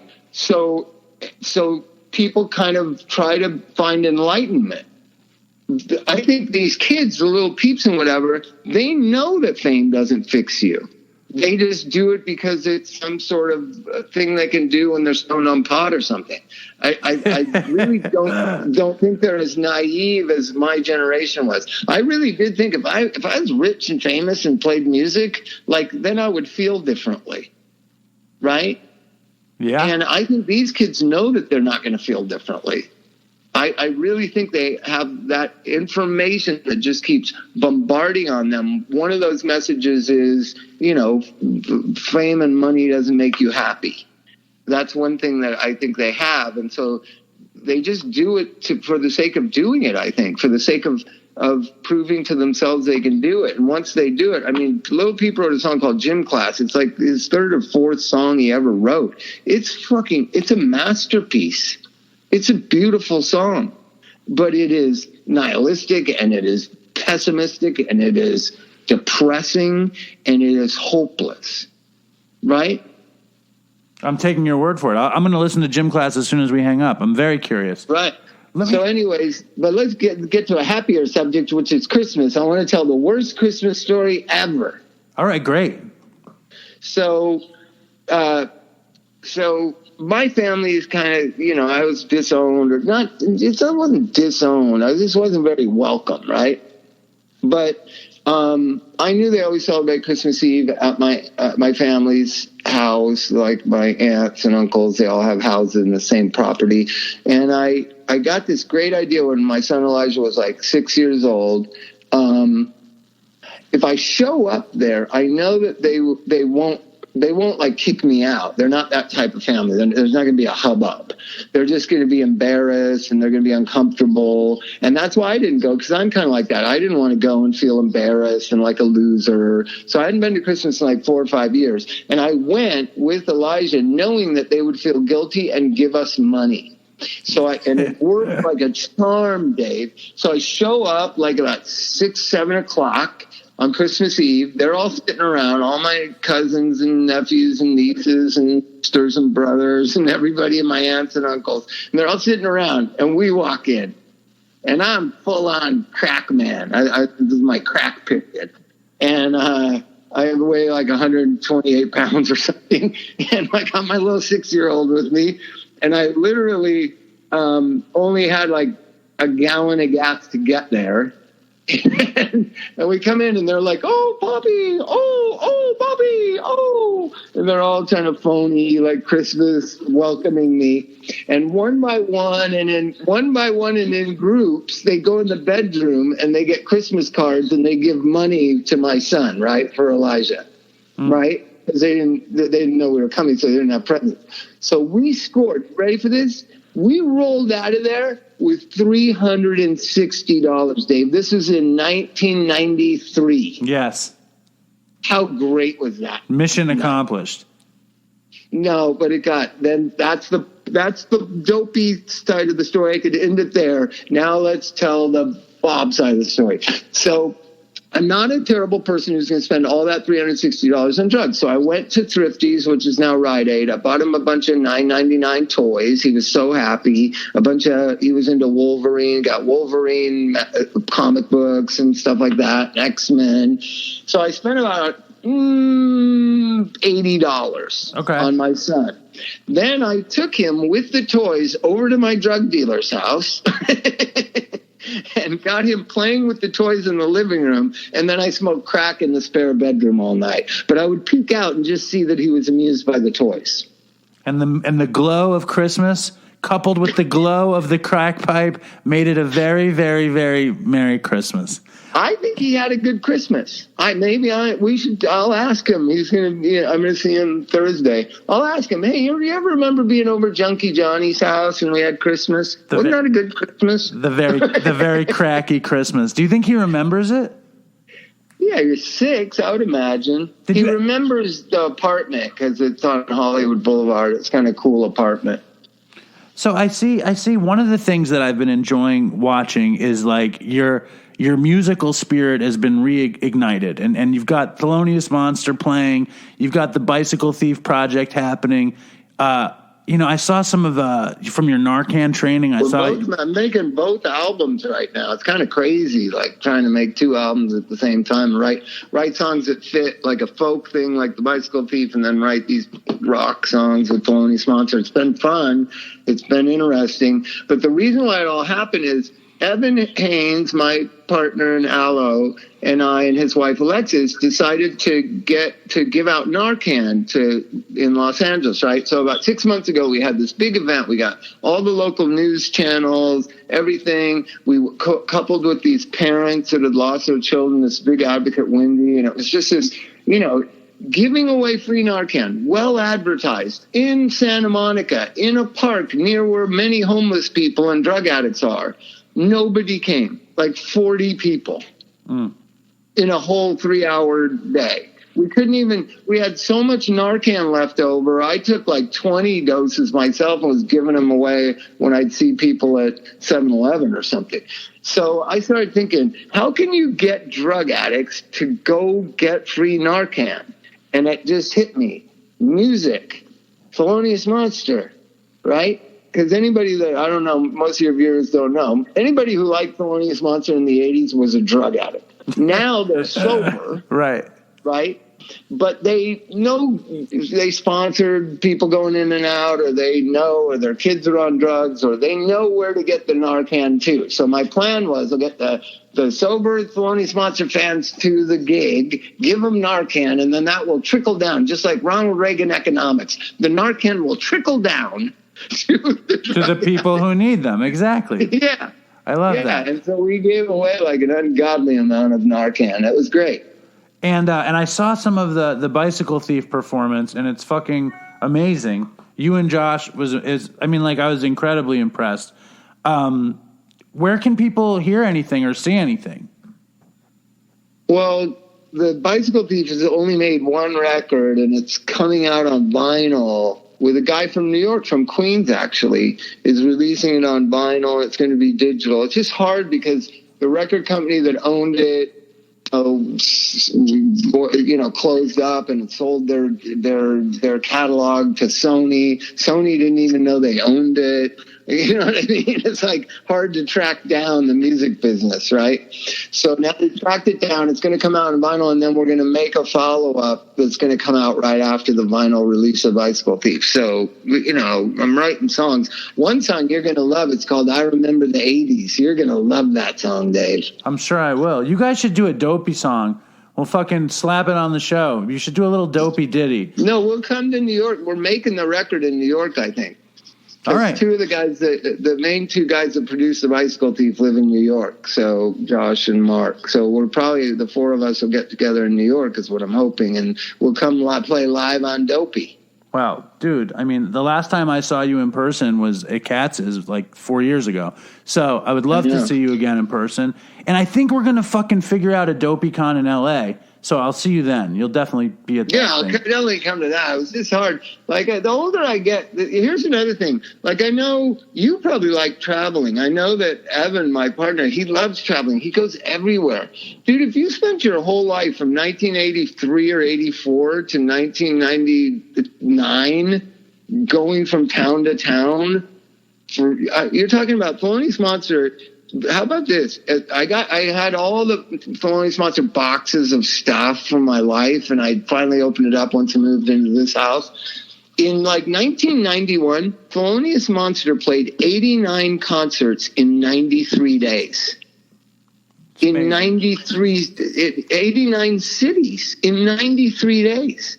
Amazing. I mean, it was amazing. And we were all on heroin. So that's another thing that I don't buy about the modern addict. I was on heroin. I know for a fact, I played 89 concerts in 93 days. Dope sick, high, drunk, on buprenorphine, whatever. I fucking did something when I was on dope. And the new generation, they can't even fathom that. You know what I mean? So that's why we need to find a different way of communicating, introducing, inspiring this generation, because they don't even understand what you're talking about. When I tell them, they just think I'm lying. How did you play 89 shows in 93 days? I said, I don't fucking know. Jägermeister, heroin, cocaine, methamphetamine, morphine, buprenorphine. Well, it was a country full of kids dying to see punk rock shows. Was the real thing. It drove the youth. You know what I'm saying? Everybody wanted to be at every show. Shows were fucking $7. It was a good time. Nobody had a phone in their hand. Oh, Bob, I wanted to ask you this. How long are you clean? You're clean forever. How long are you 23. You know what? Chuck, my partner on Don't Die, just asked me yesterday, and I said 20. I think I'm going to be 23. No, I'm 23 years sober. I'm going to be 24 years sober. Well, congratulations. But the question is this. Addicts all do something that's addicty. What do you do? Like, what kind of vice do you still have? Oh, the vices? Yeah, it's eBay. Like, it's just ridiculous. eBay and nicotine gum. Dude, nicotine gum is like total speed. I went on this dude's podcast and he was chewing nicotine gum, and I took a piece. I didn't eat 3 meals and I didn't shut up. Yeah, it's an appetite suppressant for sure. So so you take nicotine gum and you buy things on eBay? What do you get? You get anything. No, but what do you get? I bought a Ronnie, I was bidding on a Ronnie Van Zant autograph. I got it for like $135 or something. If do any of your listeners know who Ronnie Van Zant is? Do you? Of course I do.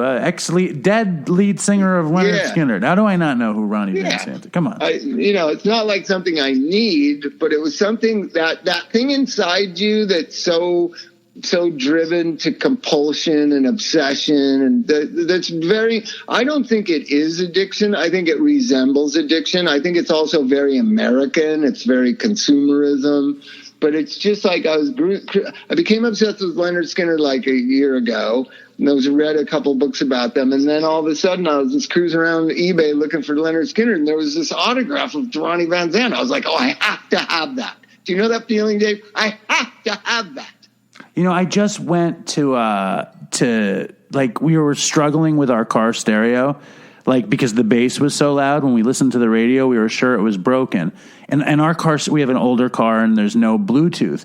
So I took the car to one of these stereo places to get a Bluetooth car stereo. Walked out of there with a TV set in your dashboard? I never thought I would spend money like that in my life. I now have this ridiculously beautiful I have like the most beautiful car stereo in the shittiest car. It's like I never was this stupid before, but it's very satisfying, Bob. It's the first time I've ever been upsold. It's the first I have to have that in a long time. Yeah, but I know what you're talking about. The TV thing I'm obsessed with. Now, get this. I make the kids watch TV in the car because I got all this fancy TVs in the car, and they don't want to. They just want to be on their phones. But I'm like, put your phones down. Watch the TV. Look at the 12-inch screen you have in front of your face right now. That's so funny. That's so funny. We had the Grinch blasting in there. We got the Grinch. You're watching the Grinch. It's like being in a movie theater in here. But is she like, that's not the Grinch? That's not the Grinch. That's some guy being paid $30 an hour to dress up like the Grinch at an amusement park. But that's how she said it. Wow, good for her. But how good is the music in the original Grinch? That shit is fucking... The Grinch is the greatest. The music, man. That singing. It's like, you don't think that's... I mean, like, that's the other thing is Christmas music. The old Christmas music. It was... Yeah, the Peanuts soundtrack. And all that really old shit, like Silver Bells and all those old Christmas songs and the actual recordings were so magical. I don't know. Let's bring some sickening recovery stuff to Dopey right now. You want to hear a beautiful story about recovery and sobriety and transformation, Dave? Yeah, let's do it. So Chrissy had an appointment. She went somewhere. She went to LA, and I picked up Sid at school. And at her nap time at 2:00, she had a bottle, and I just held her, and I sang "Silent Night" to her. I sang "Winter Wonderland" real soft, and she fell asleep in my arms. And that's because of the 12 steps and sobriety and recovery and the people in these rooms. There we go. But it was a beautiful moment. I hate that sickening recovery stuff, but I did have one of those moments of, like, this is almost impossible. I'm holding my precious daughter, singing her Christmas songs, and she's falling asleep. And I used to steal car stereos to buy dope, and I was homeless. And that's the miracle. You know what I sing to put my daughter to sleep? I sing, "Goodbye, cruel world, I'm leaving you today. Goodbye, goodbye." Is that an Elvis Costello song? No, Pink Floyd. Pink Floyd. And I'm singing it to my 18-month-old, and as I was singing goodbye, she goes, "Goodbye, goodbye." And I'm like, I have to record it. and put it on the end of the show. I love you, Bob. I want to wish you a Merry Christmas. I want to wish you a Merry Christmas. Oh, do you want to give us any insider dirt on the changing of the guard of one of America's last standing rock and roll bands? Because everybody knows that John Frusciante rejoined the Chili Peppers. Any insider dirt before we go, Mr. Forrest? It's just natural, and it was going to happen. And What's interesting to me is they're just a bunch of guys that I know. They're human beings. And the way the internet just makes it like you would think Jesus had returned. Right. It's just a guitar player in a band came back. Well, one of the things, though, the dopey thing is that if you follow the Chili Peppers and you follow John Frusciante and you're a heroin addict, chances are you saw those weird Dutch movies of him with his eyes bugged out, all fucked up, right? And he's sober now, right? Yeah. I mean, he's been sober for a long time, but the idea that I don't know. I don't get it. I don't get the modern world. I can't imagine. So what would have happened if there was social media during Led Zeppelin's era? Like, would it just be, 10 times this kind of fanaticism? It wouldn't. People are really fanatics about him. He's a great musician, a great songwriter, great guitar player. I just don't understand the sycophancy around it. Around him, I think it's because things like Give It Away and Under the Bridge were so fucking big, and then he went total ballistic heroin addict and like looked like he was about to die, and then he walked away from it. It creates that great rock and roll myth. Because he walked away from it, and people are drawn to. And that's something that you should love. It's that rock and roll myth that you and I love so much. People, I guess what I'm describing, I don't like the meanness about Josh. Josh is like a son to me, and I think people are gross and they hide behind fake names. It's just, Josh filled in. He was in there for 10 years, and he was great. And now John's back, and Josh will do something else, and we're probably going to do The Bicycle Thief. So why do people have to be so mean? Because they're idiots. Fuck them. Fuck them. You know what I'm saying? Like, to me, it's not going to be much different. But to other people, it just seems like it's just the greatest thing that ever happened. And okay, then celebrate. It's the greatest thing. You're so excited and you can't wait to see John. And don't attack Josh. It's just so gross. People are so gross. I don't disagree, and in fact, I have a phrase for these gross people. I call them SG, which stands for super gross, because they're super gross. You're totally right. And that kid, I can tell you, I wish we could just find them and confront them, because sometimes I read some of the stuff that's even on my website because I'm associated with them, and I just want to find this person and go knock on their door. Right. And I don't even want to yell at them. I just want to knock on their door and them open it and see that there's human beings here. These are human beings. It's funny. It's funny. It's like the other day I posted a picture of Chris. I found this picture of Chris with the dopey hat, and I posted it because it was I just thought it was a cool picture. And I saw it. I liked it. I liked it on your thing. I liked it. I gave it a heart. Well, I love that. But the thing is that I think it's important that we bring Chris into the show as much as possible. The show would not exist. He started the show. He was my great friend. He's a part of it. His death is part of our story, the whole thing. And everybody wrote beautiful stuff. Some dude wrote on the Instagram chain, what did you fuck him or something? Get over it. You're going to relapse just like him. And I looked at it and don't you want to go knock on that guy's door? Well, I deleted the comment, which I feel bad about. I felt like there was a fascist move, but I was like, I don't want to hear about it. I think I'm fortunate. I don't get that many trolls at this point because Dopey's not really that big. It's big. It's huge in my mind, but like that's how trolls are. They're fuckers.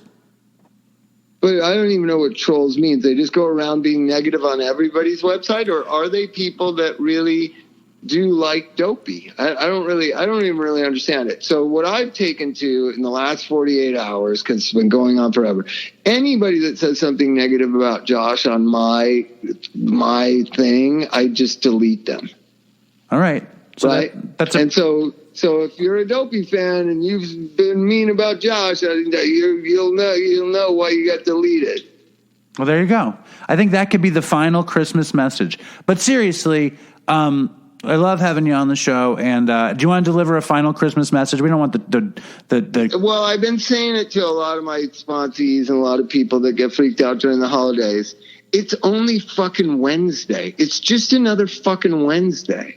That's all you got to do. You got to get through another Wednesday. You know what I mean?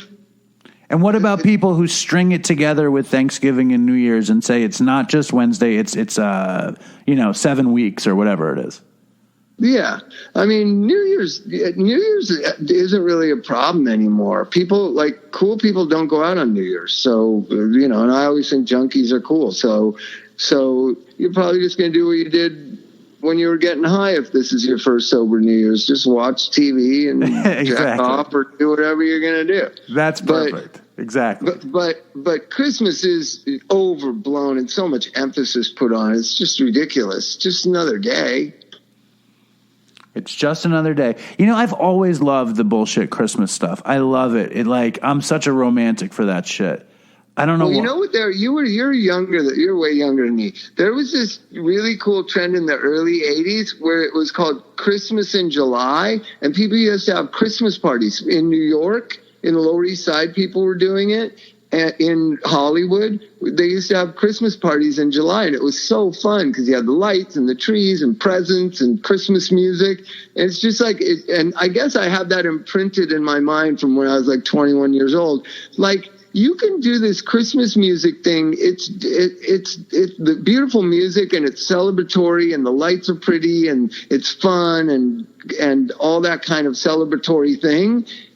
But in fact, Jesus wasn't born on December 25th. It's all bullshit. It's a lie. It's all of us that agree to be nice to each other and do this thing on December 25th.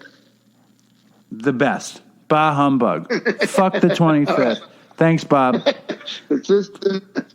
Wow. It's just what? I keep saying it's just another Wednesday. Wednesday, people, come home. Well, you've heard it all here. So it's just another Wednesday, but Merry fucking Christmas. Merry Christmas. Bye-bye. Thanks, Bob. Thank you. Yo, this episode's going to be super long. You know that? Really long. Are we on camera right now? No, we're on the air. We're on the air. There's no right camera, but we're being recorded. By the way, when Dave turned the microphones off, he admitted to me that he shouldn't have deleted that first part. It was a mistake. But I make a lot of mistakes. Yeah. I have no problem admitting it. So that was Bob Forrest, fucking drug addict in recovery, treatment center owner, I guess clinician, you would call him, and a musician, and a great friend of the show, and I love having him on the show with his beautiful message of Christmas. One thing that you guys should know, and I mean you guys know, but Peter should know, is we're starting to give away scholarships to rehab. And we have a scholarship to give away to a sick and suffering addict who thinks they need to go to treatment. So, wow, that's great. Yeah, it's pretty good, right? I'm just hearing about this for the first time. That's awesome. Yeah. No, I'm not kidding. Of course, it's fucking great. Yeah. So, if you want to get a scholarship to Mountainside, and Mountainside was the rehab where I ran into Chris and we met, and it's an amazing place with tons of great amenities and amazing treatment. They definitely put me on the path to getting better. Send in a 1-page on why you think you should go. And whoever we pick, just know that there will be more scholarships available for you guys. I also want to give a shout out to, I know that treatment centers play the show occasionally in groups, so I want to give a shout out to all of those guys. And I got an interesting email just now today, and I want Peter to read it. It's from this, Peter, read it. Okay, should I say her name or not? Yeah, you could say her name. Yeah? Okay. Dear Dave, my name is Jennifer Redden, and I have personal and professional reasons for writing. First, I'm a full-fledged member of the Dopey Nation. I love your work, your take on recovery, and isn't it amazing that she thinks this is my work? Right. Yeah, exactly. I love your hobby, your take on recovery, and I've enjoyed listening to your brutally honest journey since episode 1. Second, I am a lawyer who works in family court and is now back in school pursuing my PhD in social work. La-di-da. Okay. I'm a college dropout who's in a back room perusing Pornhub. No, all right. I've attached my CV along with a bio so you can see my background. What does CV stand for? Curriculum vitae. What is that? Dave. Really? I'm serious. Seriously? CV? It's a resume, curriculum vitae? Yeah. You can't pronounce minutia. What's the other word you couldn't pronounce? I don't know. Anyway, please. Anyway, all right. One of the goals of most PhD Wait, hold on. Why don't you sing a little Nina Simone for me? No. One of the goals of most PhD programs is to do research and publish in journals. I want to take my genuine love of Dopey and make it scholarly. I haven't narrowed down the specifics of the research question because I wanted to consult with you first and then develop a plan with one of my professors. Look at that. PhD candidates using you as a consultant, Dave. We haven't consulted yet. Right. Although I have the basics, I would be looking to do a qualitative study. Jennifer, I don't know that Dave knows the difference between qualitative and quantitative. I don't. Peter, what's the difference between a qualitative and quantitative study? I'm not going to tell you, Dave. Just tell me. What is it? I don't know myself, but I know that you don't know it either. Do you know what it is? No, I don't. And you're acting like I'm stupid. I knew that you didn't know. And you think that you're fucking smart, but you don't fucking know the difference. Dude, do you know the difference? What would you guess the difference between a qualitative and quantitative analysis? I think that qualitative studies look at the quality of the data, and quantitative studies look at they focus on the quantity. This is why you're better at standardized testing. Continue. All right, so I'm looking to do a qualitative study, interview-driven, of the listeners of Dopey, seeking to understand what impact this show has on their personal recovery. Right. All interviews would be confidential and would comply with academic privacy standards as well. There are lots of details to discuss, but I don't want to go too deep. Good. If it's not something that you would consider. I really think there's a wealth of information out there that can be gained from speaking to listeners if they're willing about how the podcast impacts their lives in sobriety. Wow, nice. So that's something that's going on. If you guys want to participate in her quantitative or qualitative study, let me know. Write an email to dopeypodcast@gmail.com. Lots of exciting stuff. It's Christmas time. I could have made this whole show about not using and feeling squirrely during Christmas time, but you guys, if you feel squirrely, call somebody, right? I guess it's going to be Christmas in a second anyway. Peter's so fucking depressed, he doesn't even care about Christmas. No. So what's your favorite Christmas song? My favorite Christmas song? Yeah, you like Silver Bells, you like Santa... Wait, hold up. I erased your section. Come back. I particularly actually like jazz right now. There's a lot of jazz that's like super pretentious and horrible, but there are some great... I love jazz renditions of some Christmas songs. So we'll get to... I can't find any. I've just heard them in my life. I don't know any of them. But you don't a little... No. How about... Does what's that song with... It's a Christmas carol where it's like... Remember when you're around and it's so good, or it's always going to be good. What name a Christmas song, like a really sentimental, sappy, slow one? I'm Dreaming of a White Christmas. No, another one. You know what just occurred to me in the segment that you deleted? You talked about what a great singer I was, and you were kissing my ass, and I was secretly very flattered. You're such a great singer. No, that was in this segment. That was in the one you deleted. Are you sure? Yeah, I'm positive. It was in the beginning because I was trying to get you to sing Handel's The Messiah. Okay. And speaking of that Handel's... wasn't the deleted part? No, okay. Handel's Messiah... Dad, welcome back to the show. I deleted your section. Not kissing my ass, but, the best part of the section, though, is when I put my dad on the spot about his internet dating. No, I'm not going to repeat that. See, there you go. It's gone? Yes, he deleted it. Can you believe it? Why did he delete it? Because I don't know. Why, Dave? Listen, I want to go out and get Nora's birthday present. That's where I was going to go now.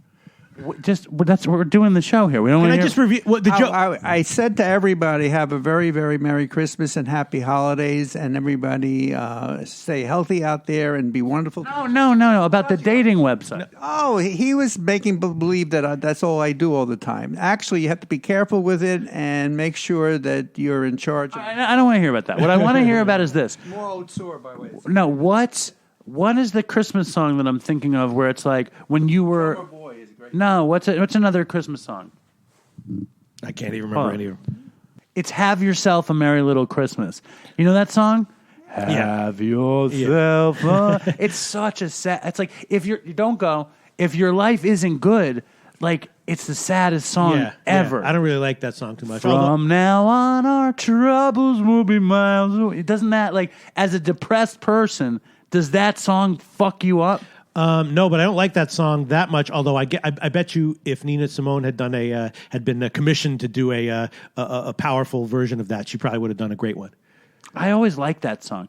See, I grew up in a good family in a good. See, the other thing about Peter that's so funny to me is he shows up in a normal middle class house and he's bugged out because he didn't is this true or not true? What? I've always thought that he's not good at meeting parents. Like when we were kids, you were terrible at it. Yes. Oh no, of course. I mean, not because it was so jarring. Like I would meet, there's one person's parent I met specifically, which I don't want to say because he's famous now, but and I met his mom and I was like, this explains everything. This is someone's mom. Like when I would meet people whose parents were like warm and loving and normal and not crazy, it was just very unusual. You know what I mean? It was like I felt like when the Vietnam soldiers would get dropped off at Vietnam, they'd be like, where the hell am I? You know, it's like just an unusual feeling and vibe that was just not, I wasn't used to. You know what I mean? Totally. And I know that my sister, like, you would come here when we were in high school and you would act like you would put on the total crazy shtick. And my sister fucking hated you. Really? And she would talk about you at the table. And my mother would be like, I don't know about this Peter Loshak. Whoa, what do you mean hated me? How could you? Why? Because. Well, you were a total dick. You would come in. Dick? What? No, you used to. You weren't nice to everybody either. You would do your little routine. Come on. Stop. You tried to be nice. I made jokes. Listen, you would show up, and sometimes you would do an act to make somebody feel uncomfortable. No, to make someone laugh. You would often do these psycho routines where they didn't know you were doing the routine. Right, like Ali G, but it was for someone else, for someone else's comedic Somebody benefit. else would benefit from the other person feeling terrible. Well, ultimately. Anyway. Yes. Now, before you go, it's very exciting. This week, at some point this week, Dopey Podcast, this little thing we like to call Dopey, is going to hit 3 million downloads. On a scale of 1 to 10, how impressed are you? Sorry, I was thinking about something. I was thinking about hurting people's feelings. No, I was thinking about what you were just saying. Try to remember. 3 million. Yeah, definitely 10. I mean, it's really awesome. 10? Wow. That you. Well, because I knew you in the depths of the lowest lows, and it's just amazing what's happened now. You know. How bad was I at the lowest lows? It was like you so bad you couldn't even be talked to. I couldn't even talk to you. You couldn't even talk to you because it was just like it was just you were consumed with your addiction. You would be like, obviously on the nod, but like saying you'd been clean for a day or something, and it was just like you couldn't even talk to you. All right. Well, on that note, let's go to my father's prediction because my dad loves to predict this. And also, I said I was going to give away a pair of free Dopey socks to the winner, but I'm so unorganized, or is the word unorganized or disorganized? Disorganized. I'm so disorganized that I have no idea who's going to win. So as usual, I'm not going to come through on the prize. I never come through. But here, Dad, what is your prediction? Christmas Eve. Midnight, right before December 25th. Just before the birth of baby Jesus. Peter, what is your prediction? For what? The 3 millionth download. What time? Where, when, how, what, when? I don't know anything about. You don't know anything about anything. You predict shit for a living, so predict. It's going to be on iTunes at 1:14 a.m. on December 26th. And tonight, who's playing tonight? It's Friday night. You got any picks for tonight? Right now I'm only doing college basketball. So who do you like, Seton Hall? No, I haven't even looked at the games. How's Seton Hall these days? You really want me to answer that question? No. Yeah. Okay. Because they did play a very interesting game last night that we talked about a lot on the show, but I don't think you want me to talk about that right now. Let me ask you this. Uh-huh. If you talk about Seton Hall, right, but you don't watch the game, right? How does that work? Well, because I know that they had two huge players who were out of the lineup, which caused them to be a big underdog against a quality team. The question is, did the market overreact to that or not? And, I know all the factors. I know all the numbers, obviously. It's very stats-based. Okay, I don't understand that stuff. Okay. Let's go to this. That's quantitative. Quantitative, exactly. There is something coming up, a big sporting event coming up. Right, what's that? I don't know. I'm asking you. What's the big sporting event coming up? I just do college basketball. What's the big college game coming up? St. John, Syracuse? No, you're You're not getting it, Dave. Did you know that the mascot for Minnesota is a golden gopher? Yeah, I know one thing I would do well at is I can answer all the mascots. Did you know that you and I went to see some sort of punk rock? Here, Dad, you want to take a bite of the Dopey Nation? Merry Christmas, happy holidays, everybody. Love it all. He's single, ladies, and on many dating websites. The Dopey Nation is very, very interested in my dad, as you can imagine, Peter. Yeah. Oh, yes, you too. Very nice. You see, your dad loves me. You see how uncomfortable he is? Oh, yes, nice to see you, sir. No, he loves me. That's because he sees you're broken. He's trying to be nice. So before we go, first of all, I want to know what you guys think me and Peter side project, a podcast could look like. I think it would be like, that Deus and Mera, that show? Yeah. We would be like the nerdy white Jewish version of that. Right, but those guys are super famous. Are you kidding? I think we could do the same thing. You're thinking about this, and I'm thinking about it's something that'll be like fun, that'll give me a little bit of purpose, a little bit of happiness in life. And if 3 or fewer people like it, then we wouldn't do it. But if 4 or more liked it, then we would continue it. And if 10 or more liked it, then we would do it for at least a year. Well, the thing about it to me is that I know that if it was really successful, you'd blow it. You'd ruin the whole thing. You'd crash the whole thing like a plane into the side of a building. Dave, I'm a different person now. Are you kidding? No, I'm serious. Dude, what happened to my fucking show with you and the Dominicans? You didn't fucking do it. Right. And they're still saying, they come to me with these puppy dog eyes and say, Dave, what happened to Peter Locha? I still want because it was a good idea. I didn't have the ability to do it at that time, not because I wanted to, but wasn't self-directed. I would still do it with them. I throw the challenge. I'm always up for hanging out and podcasting with you, Peter. Love you.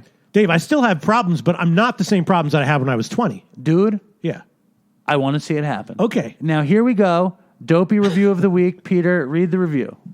Okay. This one? Yeah. Starting there? Yeah. Dave and his guest emit a powerful resonance vibrating through the bones of active addicts and those of us in recovery alike. I started listening during my first month clean through a relapse, and now I'm about to celebrate 1 year sober, and I love the perfect blend of topics and formats. Spread the word and toodles to the Dopey Nation. See, this is great. No, read this one. What? Okay, this one. Yeah. This show is what's hot in 2019. No way. This show is what's hot in 2019 and will be even hotter in 2020. Dave, you're on trend. Probably not after this episode. Anyone that has a dynamite personality and an bombastic creative nature has pursued the opiated bliss that turns the volume down on the world around them so you can finally Except focus. you. You've never... Yeah, actually, no, you did have a codeine thing in Costa Rica. No. Continue, please. I take headache pills for headaches. Problem is, that's what Oxycontin addicts say, too. No, but this... Continue. I'm sorry. Problem is that's just not sustainable. So us tastemakers had to quit. No, I don't want to make this show go on too long, but I've told you about one of the reasons I never did drugs is because if I feel bad and start to feel artificially good because of a drug, that makes me feel worse. Like that's why I never did drugs. You know what I mean? Okay. Because they made me feel worse, literally. Not bad. But anyway, okay. So. Problem, but that's just because of my brain. Anyway, all right. Problem is that's not sustainable, so us tastemakers had to quit, eventually, often while being dragged hair first, but we did it. We stayed stopped, and this show makes it much, much easier to stay stopped because it keeps us connected to the reasons why we had to stop and keeps them visible in the rearview mirror as we drive off towards a better life. SSDN and toodles for Chris. Wow. Do you know what SSDN stands for? Stay Strong Dopey Nation. Yeah. Sure. Okay. Now, before we go, I have a bunch of Christmas messages to play from some of the Dopey Nation. So do you want to hear them before we go? Yeah. All right, great. Dopey Nation, this is Matt Wiedemeyer from Iowa. Wishing all you motherfuckers out there in the Dopey Nation a happy holidays and a Merry Christmas. Dave, we love you, man. Keep doing what you're doing. Merry Christmas to you. Merry Christmas to all y'all motherfuckers. Stay strong, Dopey Nation, and fucking toodles for Chris. Hello, this is Simon LeBon from Duran, wishing everybody in the Dopey Nation a Merry Christmas. Hey Dave, hey Dopey Nation, Merry fucking Christmas from Gabby in Australia. Hope everyone has a really safe Christmas this year if you're not using. I'm 1 year clean from any mind or mood altering substances on the 27th. Massive part of that is thanks to Dave and Chris and the Dopey Nation. So thank you everyone. If you don't have anyone around this Christmas, go to a fucking meeting. Just fucking do it. All right, love you all. Bye. Hello, this is Eugene Meyerson with Meyerson, Kaufman, and Schwartz, wishing all of you in the Dopey Nation a very Merry Christmas. I also want to give you an update on Vice. HBO has dropped their show. They dropped their fucking show because they're bad actors. They do bad things. And they tried to fuck over the Dopey podcast. So, fuck them. But I love you. Merry Christmas, Dopey Nation. And doodles. What's up, and Merry Christmas, Dopey Nation. This is Jed from the Church and Other Drugs podcast. Wishing you a happy Hanukkah, Merry Kwanzaa. That's all I know of. And stay safe. Nobody likes going to the emergency room on Christmas. Everybody knows that. So stay strong, Dopey Nation, and toodles. Hello, this is Ringo Starr. Peace and love, peace and love. Wishing everybody a Merry Christmas in the Dopey Nation. Don't be dopey. Have a Merry Christmas. Peace and love, peace and love. Merry Christmas, Dopey. Happy holidays, Dave. It's Aurora. I want to wish you and the Dopey Nation a safe and sober holiday season. And it reminds me of when I saw this old timer speak and he said, non-alcoholic beers are for non-alcoholics. So, yeah, everybody just, hold on to your glass of sparkling water and chug it like I used to chug white wine at the holidays. It actually reminds me of the year that I ruined Christmas. And, I just drank copious amounts of Prosecco and white wine until I got completely belligerent, caused a scene at Christmas, was screaming and crying at my best friends, and I stormed out of the car at one point and traipsed off into the woods by myself, could have gotten hypothermia and died, and ended up leaving the next day without saying goodbye to anyone and cutting the Christmas holiday short. So it's a good reminder that I don't have to live like that anymore, and I never have to feel that way again. What a relief. Nobody has to have another dopey Christmas if you don't want to. So, lots of love, and I look forward to Dopey taking over the world in 2020. Merry Christmas, Dopey. I listened to that show. I listened to it before I went into coma. I used to know a guy who sold Dave drugs. Glad things working out for you. Merry Christmas, Dopey Nation. Hey, Dopey Nation. It's Teens from Philly, Kensington to be exact. A little bit ago, as Dave would say, I found myself fucked. So I went to rehab, and while I was there, I read Amy Johnson's book in my dopey hoodie. And now this Christmas, my family will have me clean and sober for 90 days. So if you're feeling stuck, get your ass to rehab. It's a fucking war zone out there, guys. Have a happy and safe holiday. Toodles for Chris. Go Eagles. Hello, Dopey Nation. This is Ishmael. I want to wish you all an unbelievable Christmas and a super happy holiday. Toodles for Chris. Stay strong, Dopey Nation.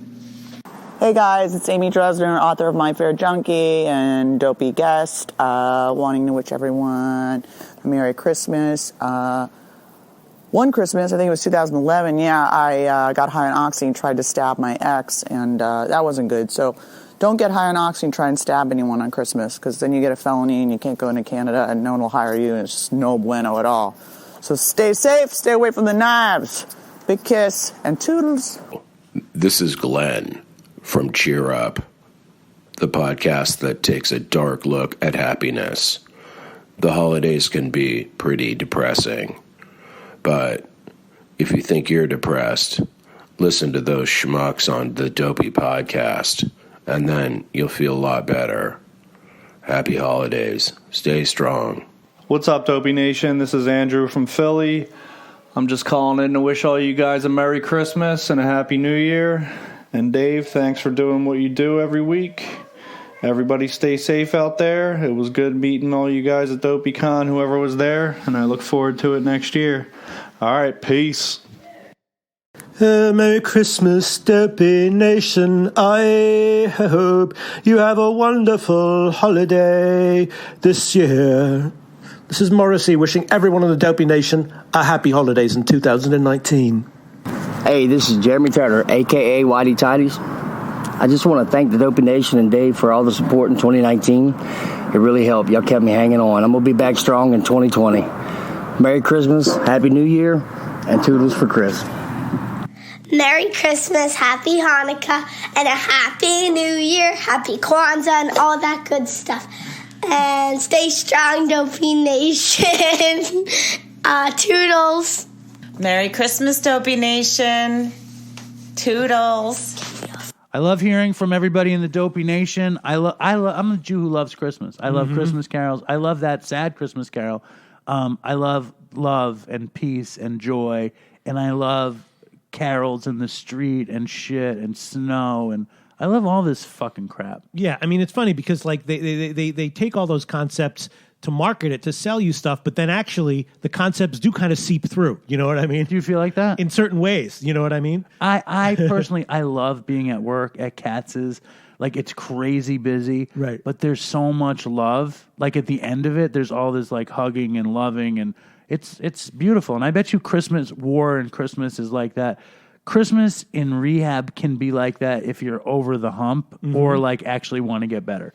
Well, actually, now that you think about it, I'm going to have to research this, but wasn't there like a famous scene in World War II where for Christmas the two sides decided they were going to stop fighting and like they met in the middle of the, I swear to God, I'm not making this up, like the Germans and or the French and the British or someone, like I'll Google it, but for Christmas they decided that for that night they were going to stop fighting, and they actually like met in the middle of the field and like hung out or something like that. I'm sure. Dude, I'm not imagining this. I'll look it up. And you asked me about Artie Lang, and I'm going to give you the quick Artie update, just so we're clear. Yeah. Artie Lang has a podcast now. It's in the top 5 comedy podcasts. Right. He this week had Michael Kay, the announcer from the Yankees. I had you. Last week he had Lawrence Taylor from the Giants. I had this defensive end from the Eagles called Reggie Brown. You ever heard of him? Yeah, sure. Okay. My show, Dopey, was on Podbean's top 10 health and fitness podcast, while Artie's was the number 5 on iTunes. Okay. And I don't think Artie's coming on the show soon. Let's just call it a hunch. And also, I actually became obsessed with Artie coming on the show, as everybody knows. Right. And I had to talk to my sponsor about it. And I decided I'm gonna take the month off of Artie Lang. I don't quite understand why you're obsessed with him, aside from the fact that maybe he's the most famous and prominent former addict, except for I don't know, Keith Richards. I don't know. Is that why are you obsessed with him? Because I spent years and years listening to him. That's why. Okay. And I spent bad times listening to Artie, not to mention me and Chris recorded at Artie's house. No, I'm just an obsessive person. It's become the fact, I think it's also funny that I've talked to my sponsor about Artie. I've done 12-step work around Artie. I think it's funny. Is Artie, I mean, obviously he's aware of you now. Has he ever said anything mean to you, or has he said, stop stalking me, or anything? No, he's only been cool. He just ignores you. No, he responds. He does? Yeah. He's just, the manager said, just wait. So I'm just going to wait. Yeah, that's what you should do. I'm just waiting. But when do I have to reach out again? I don't know. You're kind of the master of this. Of the obsessing? Yeah, you are. I mean, I've never seen someone create... I mean, I don't know that many people, but I'm sure there's other people who are better. But I've never known anyone personally to create something out of nothing better than you, you know? I think we should stop right there. Okay. Merry Christmas, Dopey Nation. Stay strong and fucking toodles for Chris. There was not a lot of Chris, obviously, in this Christmas. But people shouldn't confuse Christmas, the birth of Jesus, with Christmas, us missing Chris, which is Chris's birthday at the end of August. Peter never mentioned Chris. We're going to do some Chris tributes for the New Year's show. Well, I never met him. No, of course. Yeah. Of course. You want to say goodbye to the Dopey Nation? Oh, Dopey Nation. You know, it's, I don't know how to say this sincerely, but it's just amazing how people come together and support each other, and it's just a beautiful thing to watch. It is. So you're feeling it from the Christmas messages? Yeah, and the emails and the reviews, and everyone's and the PhDs and all that stuff, and everyone's saying I'm an academic, and I'm in Virginia, and I help people with homeless outreach and drug addiction. All those messages, all the emails and stuff. It's really quite amazing. It's amazing that a show so progressive could be so entertaining. Isn't it? I mean, it's just most of the things that people do to make money or even just for fun are like, somehow taking advantage of people, exploiting people. Like nurse practitioners help people, like librarians help people. Most of the things are destructive, but you're actually doing a positive thing here with this show. It's amazing. It's great. Are you going to take that out? I'm taking that out. That's going to be on the old version. Stay strong, Dopey Nation, and fucking toodles for Chris.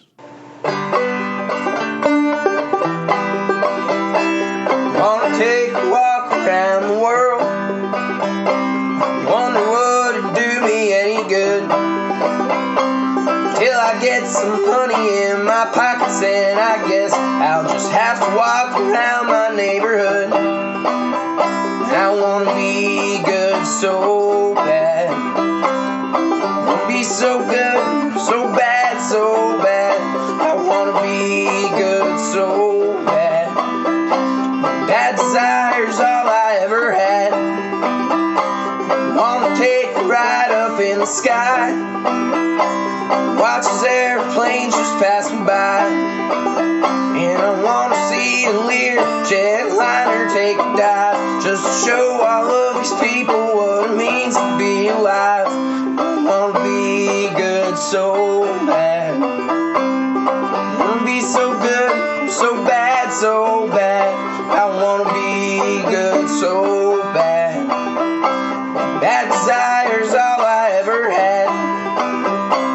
In my burned out basement listening to the Dopey Show. Home friends I had are on this little radio. I keep checking on my pulse because it feels like I might die. But the thought of straightening up sounds so much better when you're high. And I wanna be good so bad. I wanna be so good, so bad, so bad. I wanna be good so bad. Bad desire's all I ever had.